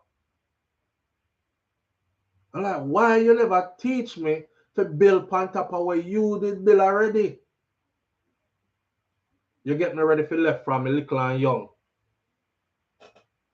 And then me out of place. Then me have to go find my way back for belong back properly. And all kind of sitting by that, all kind of something change. And it's a hassle. And me don't have picnic over here so already and all this a go and all that. Man, you should have just taught me. So anybody who is watching this, please, from yard, don't bother pre-package your picnic them for left. Because a lot of you are building paradise and don't even know it. Yeah. You literally sit down on paradise and don't know it, you know, because your mind is so geared towards life must better for it. Be sure them have way more than this. You sure? You sure? Come there a long time, you know, I can't tell you something. So a very few people me know here. We have whole heap of land, we're full of fruits and vegetables and stuff, and they can picnic can run up and down and go far to the spot your eye can't see them and come way back up your son. Very few. So stop pre-packaging us for export. Actually start educating so they can build on. Live on the air this morning, SouFLo. SouFLo, silent listener. Greetings, my brother. My brother was playing the mosquito up on the wall as usual, but he just touched a button. Yes. Yeah. You know, back in Europe again, and I have some friends, and then they have everything I have in Africa. Right? Few brothers of them, yeah. Few sisters of them. I've literally adopted in the family. And they have been out here in Europe for years. And everybody's tuned to come out here and make it. Suppose me tell us that at one spot, me not call away because it's family thing, but we are supposed to highlight what you said to other people. We are now 4 brothers because one brother died. So I ended up inheriting that brother who died. So, you know, it's very personal. SouFLo, one place in Ghana where them come from. Each child has 690 acres of land. Each child. That's just one place. And there are many locations. I'm just trying to say this. Everybody out of foreign with me right now in Germany. And nobody in the family was actually thinking about administration. Educated people. But nobody not interested in administrating land. Can you just imagine if all of the team up and buy one tractor and go back? We're nice. Seriously. But unity is strength, and we can't go deep in it. Just a try point out. So when you depend, I see him to you. My sons are Jamaica. I say, look, your grandparents have a little paradise this place. But if I take a class, we don't know where to run go. And Africa will come from. So I have to start think about now another. We call it as a military person, you know what I talk about. How to extract your people, extract your people, and have options and all that kind of stuff. So creating a second paradise is not wrong. But if you pick them tuned to keep that and train to do the brain drain what you're talking about, it defeats the purpose. I remember at one location of 690 acres to one each child. And I thought, well, sister, them and the brother, them, everybody included them. So I try to explain something to you so close. So what I said, you hit it, you hit it, it's like you hit the fucking ball out to the stadium, excuse my French. Say it. Yes, brother. Yeah, I could say more, but I realize you have obligations and something. Your body language tends to say one, but you just have to just reiterate what you said because, boy, you're coming like a prophet. Yeah, we're going to say it again one more time before we leave, and I appreciate you calling in. Yeah, so me listening, but sometimes just leave it to other callers, and sometimes just have just respect, sharing thoughts, and me learn a lot by listening as a musician. So, me just play notes, but like listen to the other musician. See it. Yeah. Manners and respect. Bless up, yeah. Bless up. Yeah, man, always. And we're gonna one more thing. Yes, brother. Your daughter, she has a perfect ear. Once you allowed her to sing a few months ago, she sang a song. And what every cadence was perfect. Every cadence was perfect. I wanted to, every time you call you, I'm gonna say it to you. Make sure you do piano lessons or learn a string instrument, like a guitar or piano. My baby. I just straight up my talk, you're like hearing. My baby girl? Yes, she has what you call a perfect ear. Okay. The cadence in which she sang. You have big musicians, we have artists who are well known from Jamaica, and then the cadence terrible. And your daughter, she has it. All right, my brother. And I take your advice as a musician. That's your expertise. Blessing. Did we just lose that call? What? All right. So on that note, we'll end it this morning right here. You want to show that, Papa? All right. Kai want to show something. It's supposed to be that. It's supposed to be. This is the new one. Yeah. How far are you? Okay, you're almost there.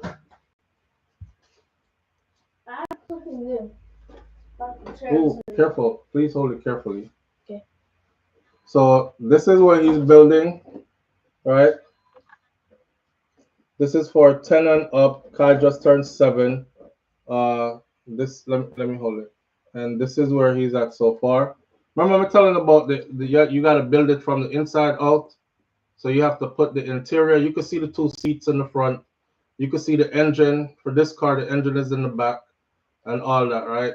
So he's building out all interior components and stuff and putting it together. Dad, are we going to the Super beach? smart. Hold it properly, Papa. Dad, are we going to the beach?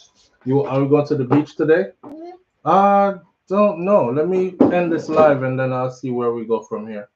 All right. Dad, Pop, take this right quick. to the beach Let me today. say bye. Come help me say bye. Say bye, everybody. Bye. All right. Bye. All right. So here what? We're gonna end it right there. So this morning, everybody, manners and respect to everybody tuning in. Walk good. I appreciate you. Thank you for being here. I will see you tomorrow morning right here. Like my grandfather Masicka said, if God spare my life. Don't forget Miss Ruby message where she said, be good. If you can't be good though, be careful. All right. But I'll see you tomorrow morning if God spare my life. I'm out. Peace. You get them peace sign, mommy? Mm.